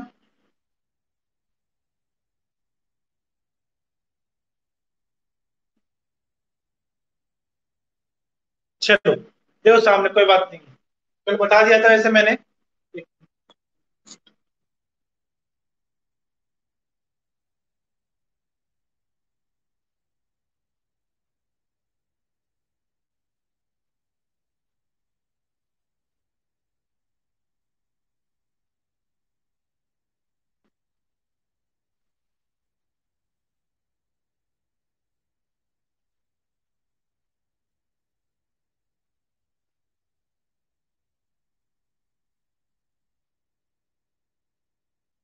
if you want to but global value then we use it. देखो, हाँ कुछ प्रॉपर नहीं, लेकिन कुछ ठीक कहा आपने। देखते हैं प्रॉपर से क्या हो सकता है। देखो, मैंने कल कहा था कि एक प्रोग्राम में सेम वेरिएबल हो, क्या हो, सेम वेरिएबल हो, एक तो ग्लोबल हो और दूसरा लोकल हो। एक ही नाम के दो या दो से अधिक वेरिएबल हो, एक ग्लोबल दूसरा लोकल, उस कंडीशन में अगर हम ग्लोबल वेरिएबल को प्रिंट करना है, यदि हमें ग्लोबल वेरिएबल को प्रिंट करना है, तो हमें उसके साथ क्या लगाना पड़ेगा, स्कोप ऑपरेटर यूज में लेना होगा, तभी वो ग्लोबल वेरिएबल की वैल्यू प्रिंट करेगा, अन्यथा वो लोकल वेरिएबल की वैल्यू ही प्रिंट करेगा। अगर आपको ग्लोबल वेरिएबल की वैल्यू को प्रिंट कराना है, यदि आपको ग्लोबल वेरिएबल की वैल्यू को प्रिंट कराना है तो आपको स्कोप ऑपरेटर यूज में लेना ही होगा। ये कंपल्सरी इसके लिए ग्लोबल वेरिएबल की वैल्यू को प्रिंट कराने के लिए। कैसे, देखो एग्जांपल के द्वारा एक बार और। ये मेरे पास सबको पता है क्या है, हेडर फाइल है, ठीक है। इसमें 12 बिंदु होती है, काम क्या है, इसका यूज क्या है, पहले पढ़ रखा है। फिर हमने लिया int x equal to 10, int x equal to 10। इस लाइन को हम क्या बोल सकते हैं, सभी बच्चे आंसर दीजिए। खुश Rahul, int x equal to 10, इस लाइन का मतलब क्या है, जल्दी बताइए। एक तो है ना, जो मैं क्वेश्चन पुट अप उसके आंसर जल्दी आने चाहिए, ठीक है, ताकि अपनी क्लास मिस नहीं हो, डिले नहीं हो, ठीक है। तो जो हमने लिखा इंट एक्स इक्वल टू 10, इस लाइन को हम क्या कह सकते हैं, इसका मतलब क्या है, जल्दी बताइए पूनम।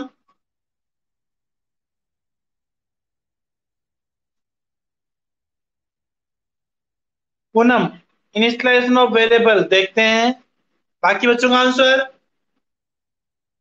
देखते हैं, सही है नहीं है आपका आंसर। बाकी बच्चों का आंसर क्या है, जल्दी बताइए।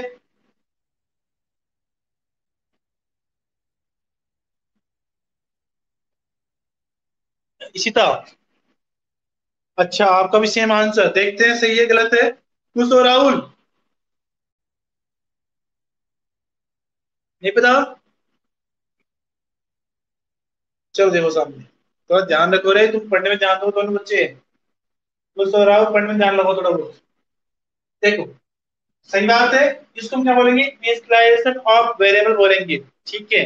मान लेते हैं क्या है, इनिशियलाइजेशन ऑफ वेरिएबल है, ठीक है। अब वेरिएबल कौन सा है, ये लोकल की ग्लोबल, ये वेरिएबल तो आपने ठीक है, ये इनिशियलाइजेशन ऑफ वेरिएबल है, तो कौन सा वेरिएबल है ये, लोकल है ये ग्लोबल है, कौन सा वेरिएबल है ये, जल्दी बताइए, लोकल की ग्लोबल, जल्दी बताइए।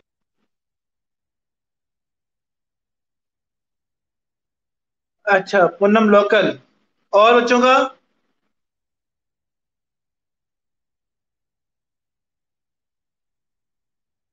और बच्चों का आंसर,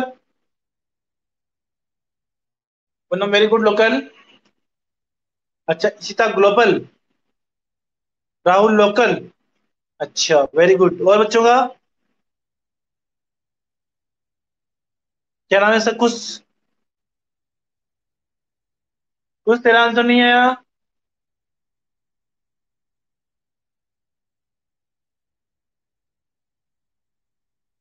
अच्छा कुछ है ही नहीं, पढ़ कहाँ चला गया कुछ।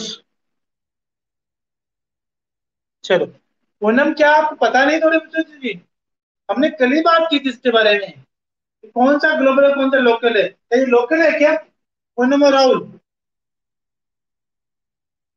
आपका आंसर गलत है, इसी तरह आपका राइट आंसर है, ये लोकल वेरिएबल नहीं है, ग्लोबल वेरिएबल है। कौन सा वेरिएबल है, ग्लोबल वेरिएबल है, ठीक है। कौन सा वेरिएबल है, ग्लोबल वेरिएबल है। क्यों है, रीजन क्या है इसका, मैंने बात की थी क्या, मेन फंक्शन से ऊपर क्या होते हैं, ग्लोबल, और नीचे लोकल होते हैं। कल इतना अच्छे से एग्जांपल दिया था फिर भी आप भूल गए।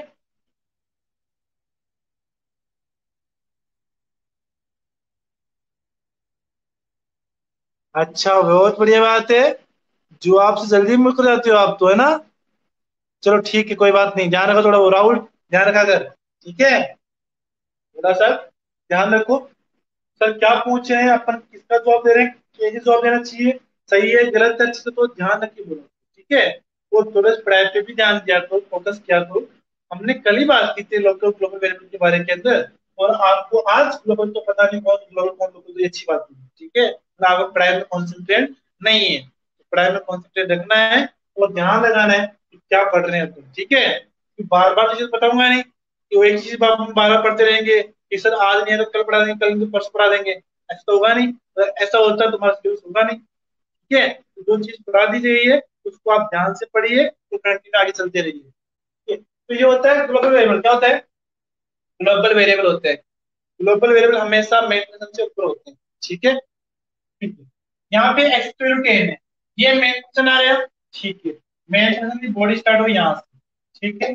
इस बॉडी के अंदर दिया int x equal to 20, int x equal to 20। अब ये भी क्या है, वेरिएबल है, इनिशियलाइजेशन ऑफ वेरिएबल, लेकिन कौन सा वेरिएबल है, ये लोकल वेरिएबल है। कौन सा वेरिएबल है, लोकल वेरिएबल है, ठीक है। इसकी यहाँ से बॉडी स्टार्ट हो दूसरी, और यहाँ लिखा सी आउट, क्या लिखा हुआ है, सी आउट। और सी आउट क्या लिखा हुआ, इनर ब्लॉक स्लेश एन। इसका क्या मतलब है, इनर ब्लॉक स्लेश एन का मतलब क्या है, ये लाइन क्या काम करेगी, जल्दी से आंसर दीजिए मुझे, इस लाइन का यूज क्या है, जल्दी बताइए, जल्दी आंसर दीजिए, इस लाइन का मतलब क्या है, सी आउट के अंदर लिखा हुआ इनर ब्लॉक स्लेश एन, जल्दी आंसर दीजिए, इसका यूज क्या है, काम क्या करेगा, क्या होता है इसका। हाँ पूनम, खुश, इशिता, राहुल वगैरह, जल्दी बोलिए, नहीं पता, खुश, जल्दी बताइए। चलो कोई बात नहीं, मुझे लग रहा है नहीं आएगा। अरे कितनी बार बता दिया मैंने आपको, तो एक ही चीज बार बार, मैंने अभी जस्ट पहले कहा था कि एक चीज बार बार नहीं बताया जा सकती, तो आपसे समझने की कोशिश करो एक बार ही।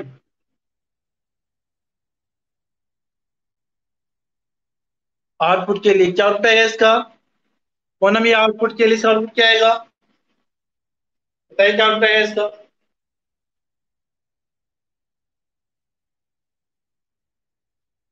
आउटपुट है, क्या आउटपुट है इसका, बताइए, देखिए मुझे क्या आउटपुट है इस टाइम।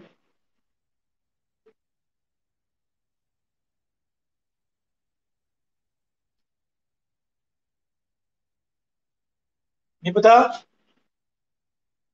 देखो ध्यान रखना, मैं अभी और पूछूंगा आगे, और इसका मतलब बता रहा हूँ, कल ही बात की थी, वापस भूल जाते हो आप लोग। इसका आंसर है ये,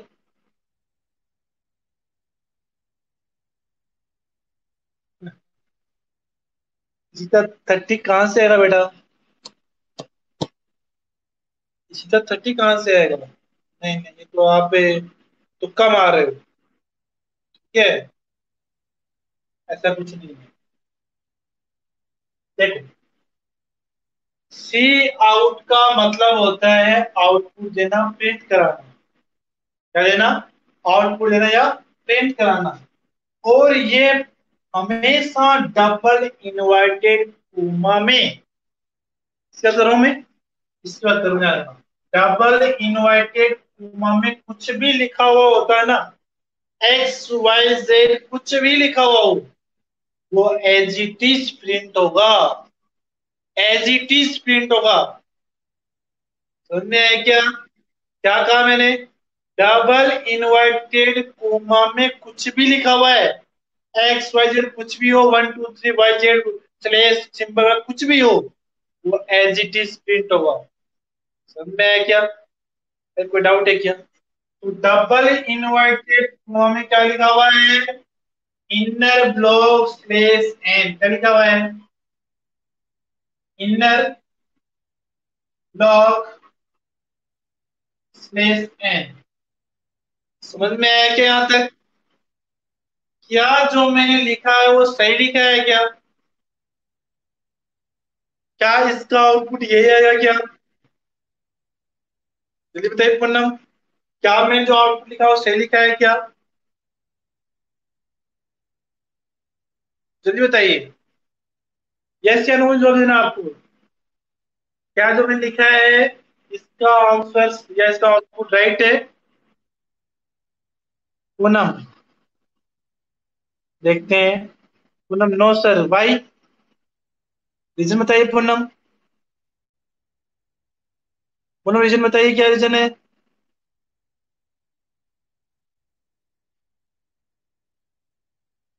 जल्दी बताइए पूनम, इस रीजन क्या है इसका, नो बोले, नो का रीजन क्या है,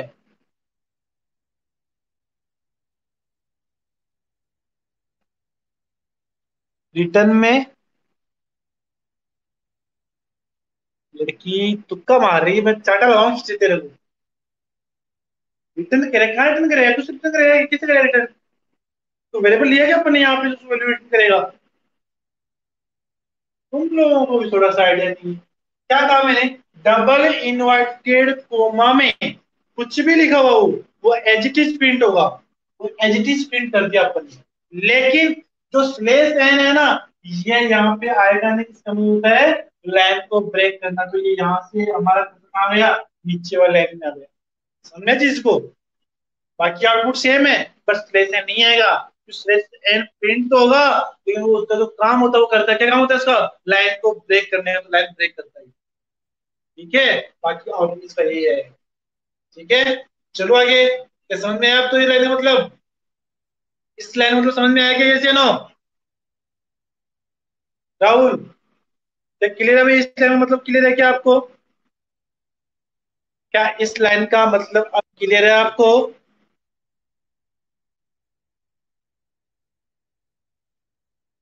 चलो बहुत बढ़िया बात, देखता हूँ कितना क्लियर है। थोड़ी देर बाद वापस आ रहा हूँ उसी लाइन के ऊपर। ठीक है, तो कौन कौन क्लियर देखता हूँ थोड़ी देर बाद में। ठीक। अब यहाँ पे देखो, int x equal to 30। Int x equal to 30, ये भी क्या है? वेरिएबल है, लोकल वेरिएबल है। ठीक है, कौन सा वेरिएबल है? लोकल। ये भी लोकल, ये भी लोकल और ये भी लोकल। तीन वेरिएबल हो गए, और तीनों सेम नाम के। तीनों नाम क्या है? सेम है। तीनों में नाम क्या है? X x x. ठीक है, ठीक, चलते हैं। सी आउट क्या है? C out. अब बताइए इसका मतलब क्या, ये क्या काम करेगा? वापस आ गई वो चीज, आ गई ना सी आउट वाला। अब बताइए इस लाइन का मतलब क्या है? अब इस लाइन का रिजल्ट क्या होता है, जल्दी से बताइए, जल्दी बताइए।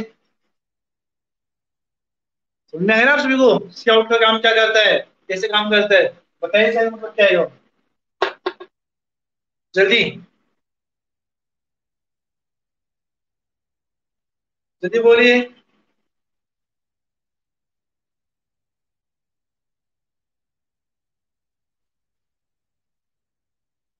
जल्दी बोलिए, क्या रिजल्ट है इसका? एक तो आंसर तो जल्दी दिया करो। पूनम, जीता।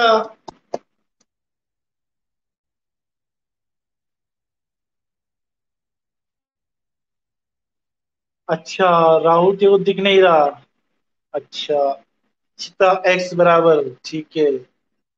राहुल तेरे को दिख नहीं रहा, जब आंसर नहीं है तो दिख नहीं रहा है, नहीं है? थोड़ी देर पहले तो दिख रहा था। अब ब्लैक बोर्ड चेंज हो गया, मोबाइल चेंज हो गया?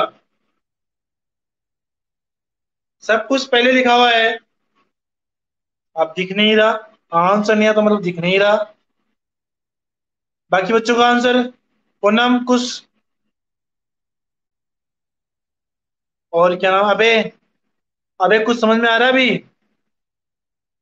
अभी आपको समझ में नहीं आया शायद, ये अपन डायरेक्ट चल रहे हैं आगे। पूनम एक्स बराबर, चल रहा है। दोनों का आंसर कुछ ठीक है। देखते हैं, डबल इनवर्टेड कोमा में क्या लिखा हुआ है? एक्स बराबर। तो ये हो गया एक्स बराबर, डाउट नहीं है। अब यहाँ पे जो एक्स आया है ना, क्या है? एक्स। अब ये एक्स प्रिंट नहीं होगा, क्यों? ये एक्स के ऊपर डबल इनवर्टेड कोमा नहीं है, ओनली एक्स है। क्या है? Only x. अब यहाँ पे इस एक्स की वैल्यू लेगा, क्या लेगा? एक्स की वैल्यू, एक्स की वैल्यू। अब एक्स की कौन सी वैल्यू लेगा? 30, 20, 10। 30 लेगा या 20 लेगा क्या 10 लेगा? एक्स की वैल्यू लेगा। फिर कौन सी लेगा? 30, 20 या 10 ये लेगा। इसके नियर बाय कौन सा वेरिएबल है? इसके नियर बाय, इसके पास में कौन सा है? 30। कौन सा है? 30। ये कौन सी लेगा? 30 लेगा। क्योंकि ये 20 तो इस ब्लॉक के बाहर आ गया, इस ब्लॉक के बाहर। क्यों? ब्लॉक यहाँ स्टार्ट हो गया, हमारी पूरी चीज पूरी यहाँ स्टार्ट हुई है। ठीक है, तो ये कंटिन्यूस ब्लॉक के बाहर आ गया, जबकि ये क्या लेगा, लोकल लेगा। अब लोकल कौन है इसके लिए, अब इसके लिए लोकल ये है, क्या लेगा ये, डाउट यहां तक, नहीं डाउट। फिर चले आगे, क्या गया, डबल इन्वर्टेड कोमा में स्लैश एन लिखा हुआ है, मतलब प्रिंट करेगा, क्या प्रिंट करेगा, लाइन को ब्रेक करने में। तो हम कहाँ गए, नीचे वाली लाइन में आ गए, कहाँ गए, नीचे वाली लाइन में आ गए। ठीक है, समझ में आया। चलो आगे, ये लिखा हुआ है सी आउट। अब इसका रिजल्ट क्या आएगा बताइए जल्दी से, नीचे वाली लाइन का रिजल्ट क्या आएगा।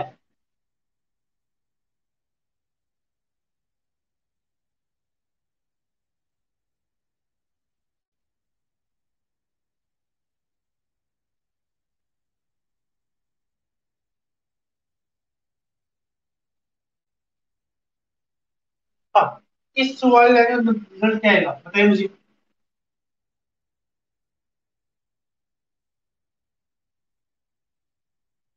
बताइए जल्दी से। वो चीज है, सब कुछ होगा वही है, थोड़ा सा चेंज हुआ है, वो बताना है आपको। इसका रिजल्ट क्या आएगा बताइए मुझे जल्दी से, पूनम, सीता, राहुल, जल्दी बताइए।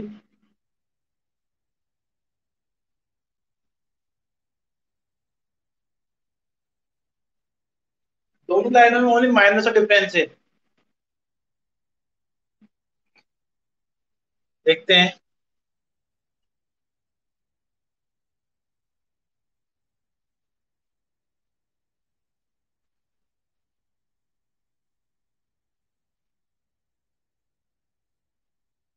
हाँ पूनम, कुछ आप भी ठीक बोल रहे हो और सीता आप भी ठीक बोल रहे हो, लेकिन ध्यान रखो, सी आउट के अंदर हमने डबल स्लेश, सॉरी, यहाँ पे जो ये डबल इन्वर्टेड कॉमा क्या लिखा हुआ है, स्कोप ऑपरेटर क्या लिखा हुआ है, scope operator, S scope operator और एक्स, यहाँ पे अपन इक्वल लगाएंगे, क्या लगा दिया, इक्वल, क्या लगाएंगे यहाँ पे इक्वल, ठीक है, डाउट, नहीं डाउट, ठीक।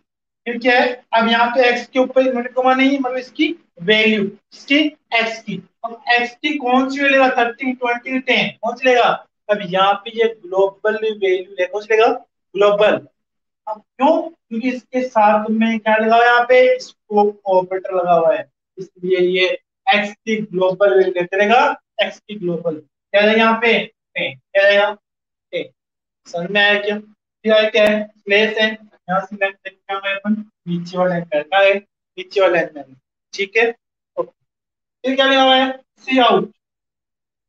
अब इस लाइन का मतलब ओनली मुझे राहुल और कुछ बताएगा, नीचे वाला लाइन मतलब क्या है, जल्दी बताइए।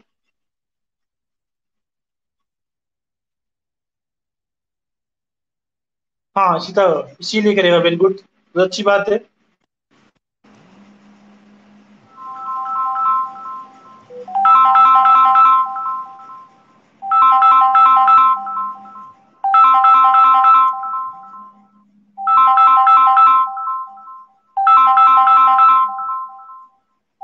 एक मिनट थोड़ा सा,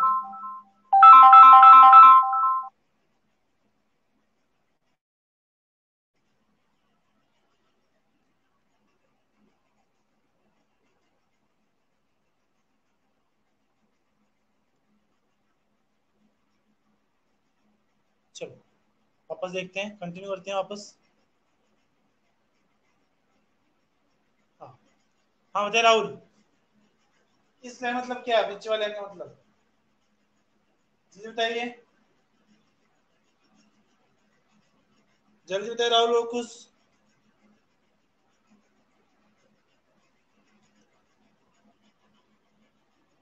जल्दी बताइए राहुल वगैरह कुछ, नहीं पता, क्लास में तो है क्या, अच्छा, कुछ तो बाहर हो गया, बहुत बढ़िया बात है, जब पहुंचते हैं तो क्लास के बाहर हो जाते हो, वेरी गुड। हाँ राहुल, चलो, नहीं पता, हाँ इशिता आप बताइए, इशिता आप बताइए,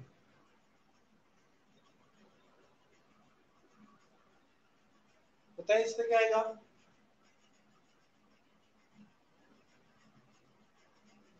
चलो मैं बता देता हूँ, कोई बात नहीं, वापस वही चीज आएगी, जो यहाँ पे इनर ब्लॉक आएगा क्या यहाँ पे आउटर ब्लॉक क्या रहेगा आउटर ब्लॉक और स्लैश एन है तो लाइन ब्रेक कहां गए अपन नीचे आ गए कहां गए नीचे आ गए सब कुछ सेम है ठीक है फिर प्रेस सी आउट x बराबर क्या करेगा x इक्वल फिर x की वैल्यू अब x की कौन सी वैल्यू आएगी यहाँ पे x की कौन सी वैल्यू आएगी बताइए मुझे x इक्वल x की कौन सी वैल्यू आएगी 30 20 की 10 बताइए मुझे अब यहाँ पे पूनम x की कौन सी वैल्यू आएगी पहली चीज तो ग्लोबल आएगी लोकल आएगी तो इसमें लोकल वैल्यू आएगी अब लोकल कौन सी आएगी 20 आएगा 30 आएगा यहाँ पे क्या करेगा ये लोकल वैल्यू प्रिंट करेगा अब लोकल दो है यहाँ पे 20 है 30 है तो कौन सी लेगा ये बताइए पूनम कौन सी लेगा यहाँ पे एग्जाम्पल को समझने इतना टाइम लगेगा मुझे जल्दी बताइए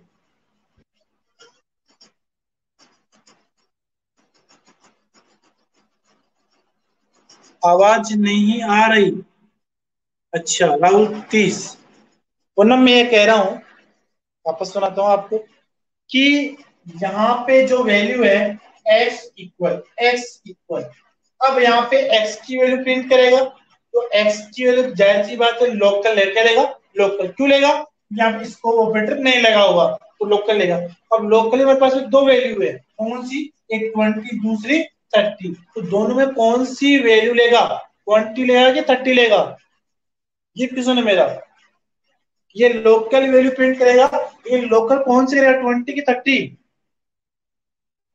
बताइए मुझे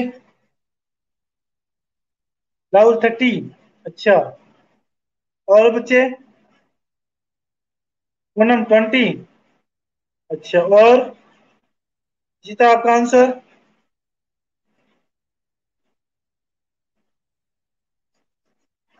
जीता आपका आंसर नहीं है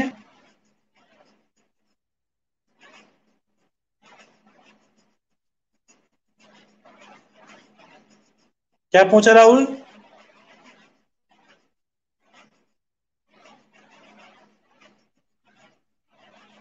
जीता 30 चलो देखते हैं बेटा 30 नहीं आएगा जिसका हम 30 है वो गलत है क्यों देखो चीज अब ये लोकल लेगा लेकिन लोकल कौन सी लेगा इसके लोकल तो यही है क्यों क्योंकि 30 की बॉडी तो यहां बंद हो गई 30 की बॉडी तो यहां बंद हो गई ये तो अलग से ब्लॉक हो गया ये तो ब्लॉक अलग से हो गया इस 30 का स्कोप तो ओनली इस बॉडी के अंदर रहेगा इसके बाद तो 30 को अपन लेके ही नहीं जा सकते क्यों क्योंकि इसका स्कोप ओनली इस ब्लॉक के अंदर ही है ओनली इसके अंदर ही 30 तो अपन चाह के भी नहीं प्रिंट कर सकते यहां से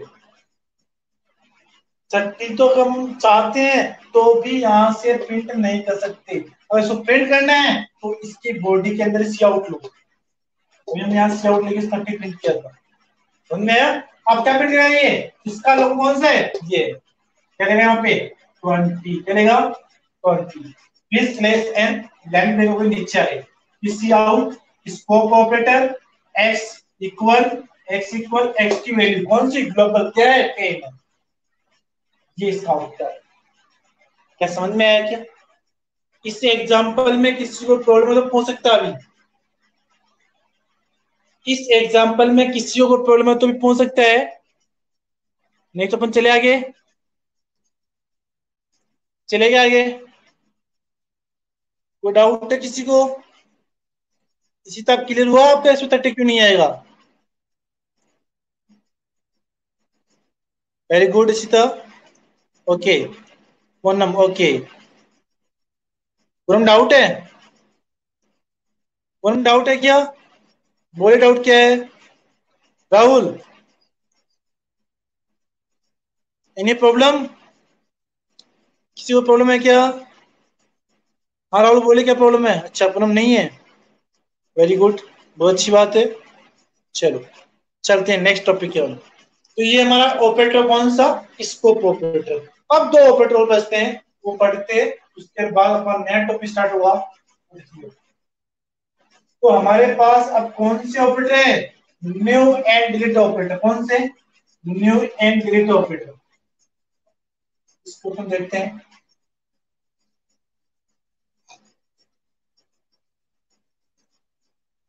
अगले ऑपरेटर आ जाए दो, न्यू एंड डिलीट।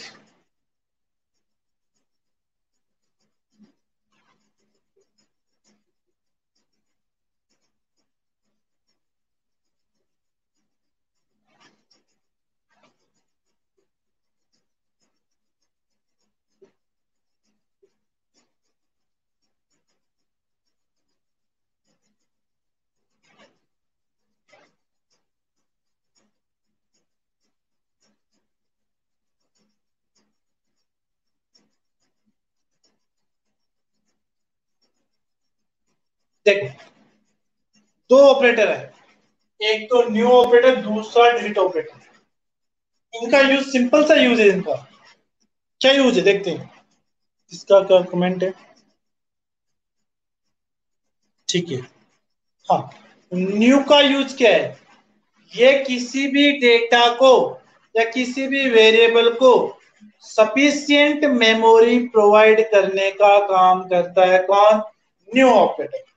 क्या काम है?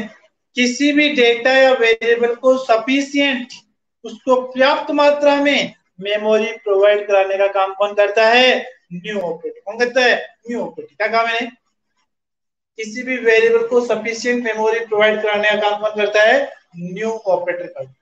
ठीक है, मेमोरी की बात आ गई तो जाहिर सी बात, दो चीज आपको पता होना चाहिए। एक तो पॉइंटर, कौन सा?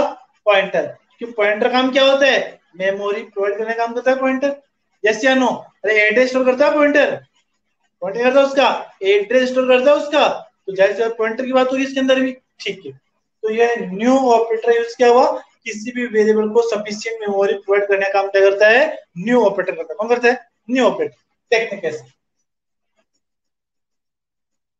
एक बार मुझे ये बताइए, इसका मतलब क्या है?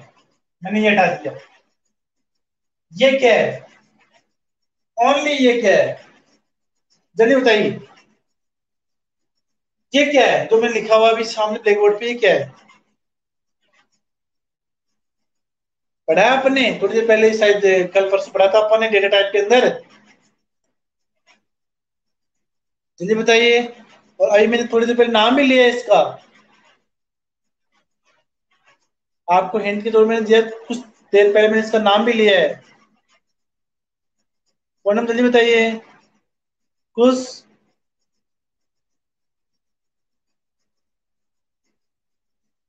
नहीं पता? पूनम?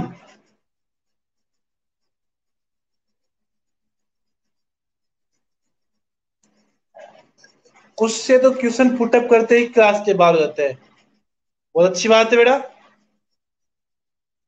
हाँ राहुल, बताइए जल्दी से, जल्दी बताइए, आंसर नहीं पता? पूनम? एक इसका आंसर, राहुल नहीं पता, पूनम? अच्छा,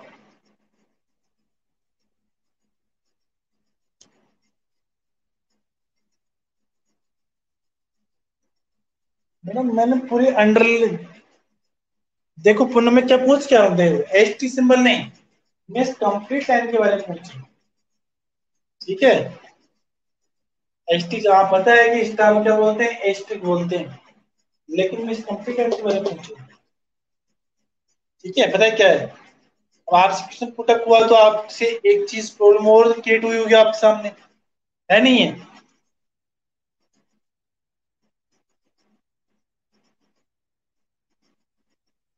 राहुल क्या मतलब है रे वो रे? क्या है वो? राहुल क्या मतलब है आपका? अरे वो रे क्या है? अरे वो रे,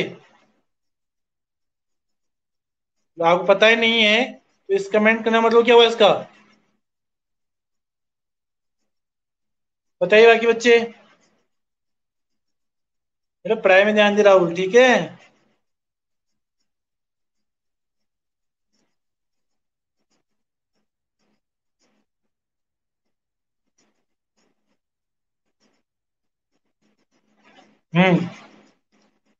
नहीं पता?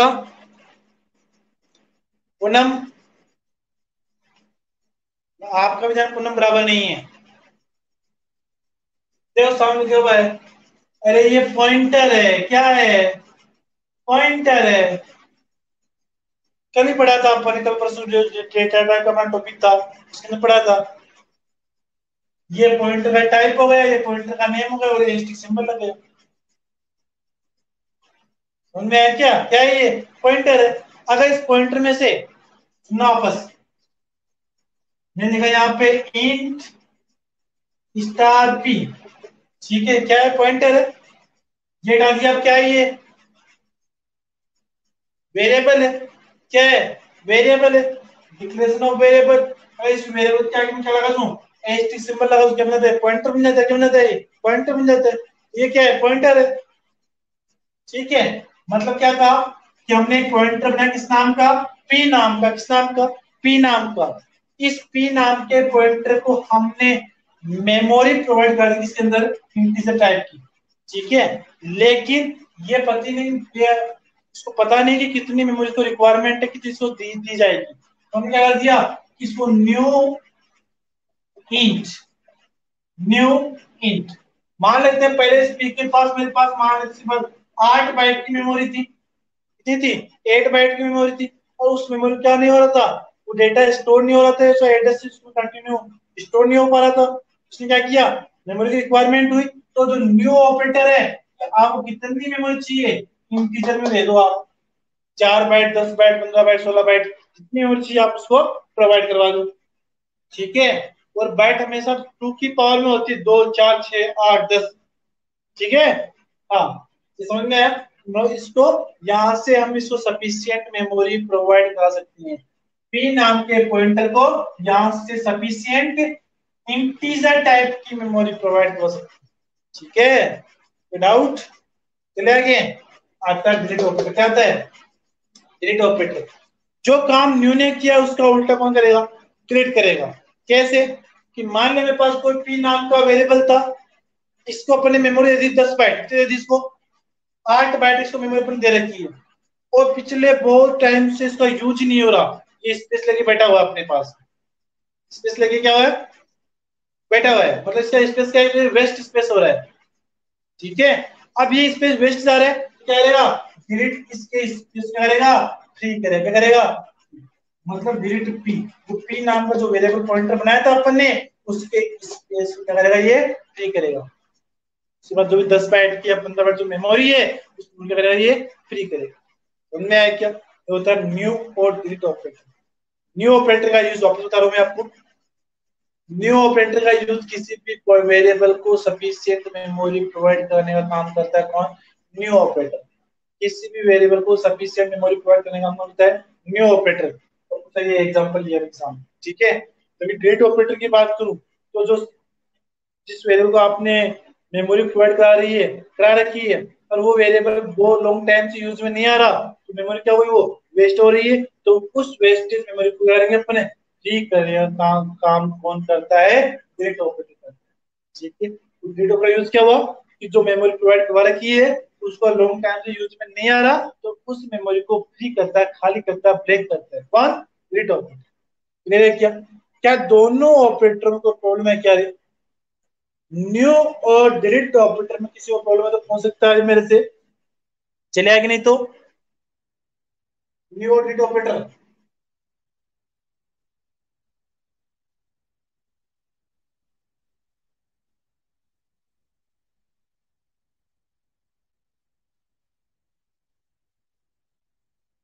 नहीं बताओ। हाँ पूनम,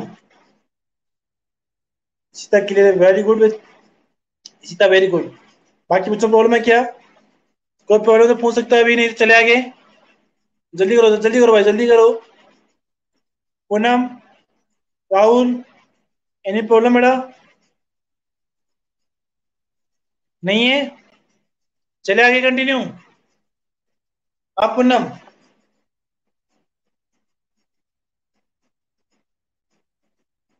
ठीक है, वेरी गुड, चलो चलते हैं।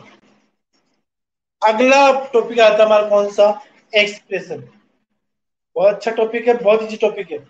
ठीक है, समझने की कोशिश करना इसको भी। इसके साथ 7 चैप्टर का जो ऑपरेटर फिनिश हो गया है। अगला टॉपिक आता है एक्सप्रेशन। क्या आता है? एक्सप्रेशन।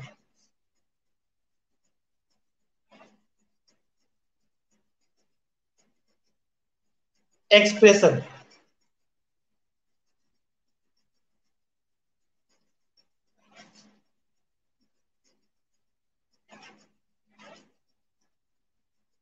चले इसमें देखते हैं। आपने, मैं जानता हूं कि मैथ आपकी शायद ठीक होगी, अच्छी होगी, और मैथ में आपने पढ़ा भी होगा। मैं आपके सामने चीज लिख रहा हूं, देखना कुछ समझने की कोशिश करना। एक्स स्क्वायर प्लस का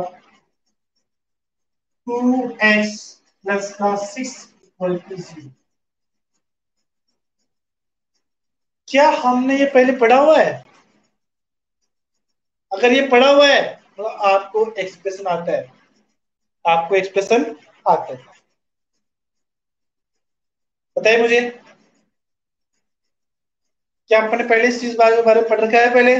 पूनम, एक तो आप आंसर जल्दी दीजिएगा, इससे क्या हो जाता है अपना जो कम्युनिकेशन स्पीड है फास्ट हो जाती है। ठीक है, हाँ, अच्छी बात है राहुल। ओके, तो मुझे ये बताइए, इसे हम बोलते हैं इक्वेशन बोलते हैं। ठीक है, इस इक्वेशन में 3 चीज है। कौन कौन सी? एक तो वेरिएबल है, दूसरी चीज क्या है इसमें? ऑपरेटर है, तीसरी चीज इसमें कांस्टेंट है।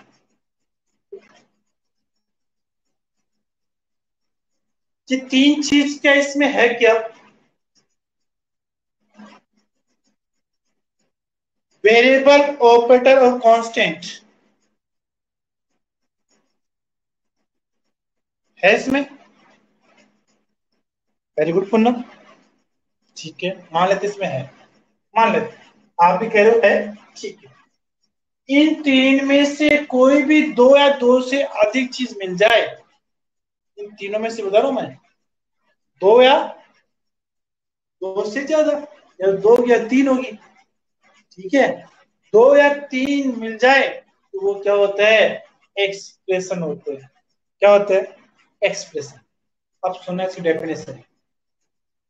वेरिएबल, ऑपरेटर और कांस्टेंट के कॉम्बिनेशन को क्या बोलते हैं? एक्सप्रेशन कहते हैं। क्या कहते हैं? एक्सप्रेशन। क्या काम है डेफिनेशन? वेरिएबल, ऑपरेटर और कांस्टेंट के कॉम्बिनेशन या उसके समूह को क्या बोलेंगे? एक्सप्रेशन बोलेंगे। समझ आया क्या? क्या डेफिनेशन, किसी को प्रॉब्लम है क्या? कैसे? यहाँ पे ये क्या है? एक्स, एक्स क्या है यहाँ पे?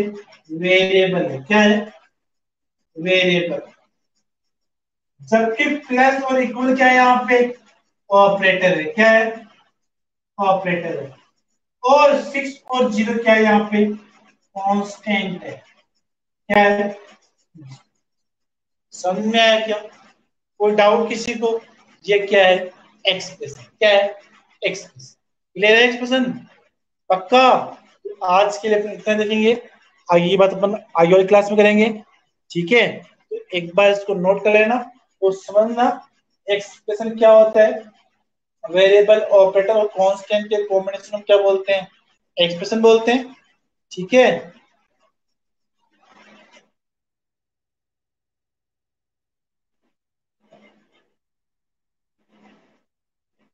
हाँ, ठीक। और इसका ये एग्जांपल हमने ले लिया यहाँ पे। तो ये क्या है? वेरिएबल है, ये क्या है? ऑपरेटर, और ये क्या है? कांस्टेंट। ये क्या हो गया? एक्सप्रेशन। आज के लिए इतना ही, बाकी करेंगे अपन नेक्स्ट क्लास में। और अपना काम कंटिन्यू करते रहिए और पढ़ने पे फोकस कीजिए। ठीक है स्टूडेंट्स? ओके।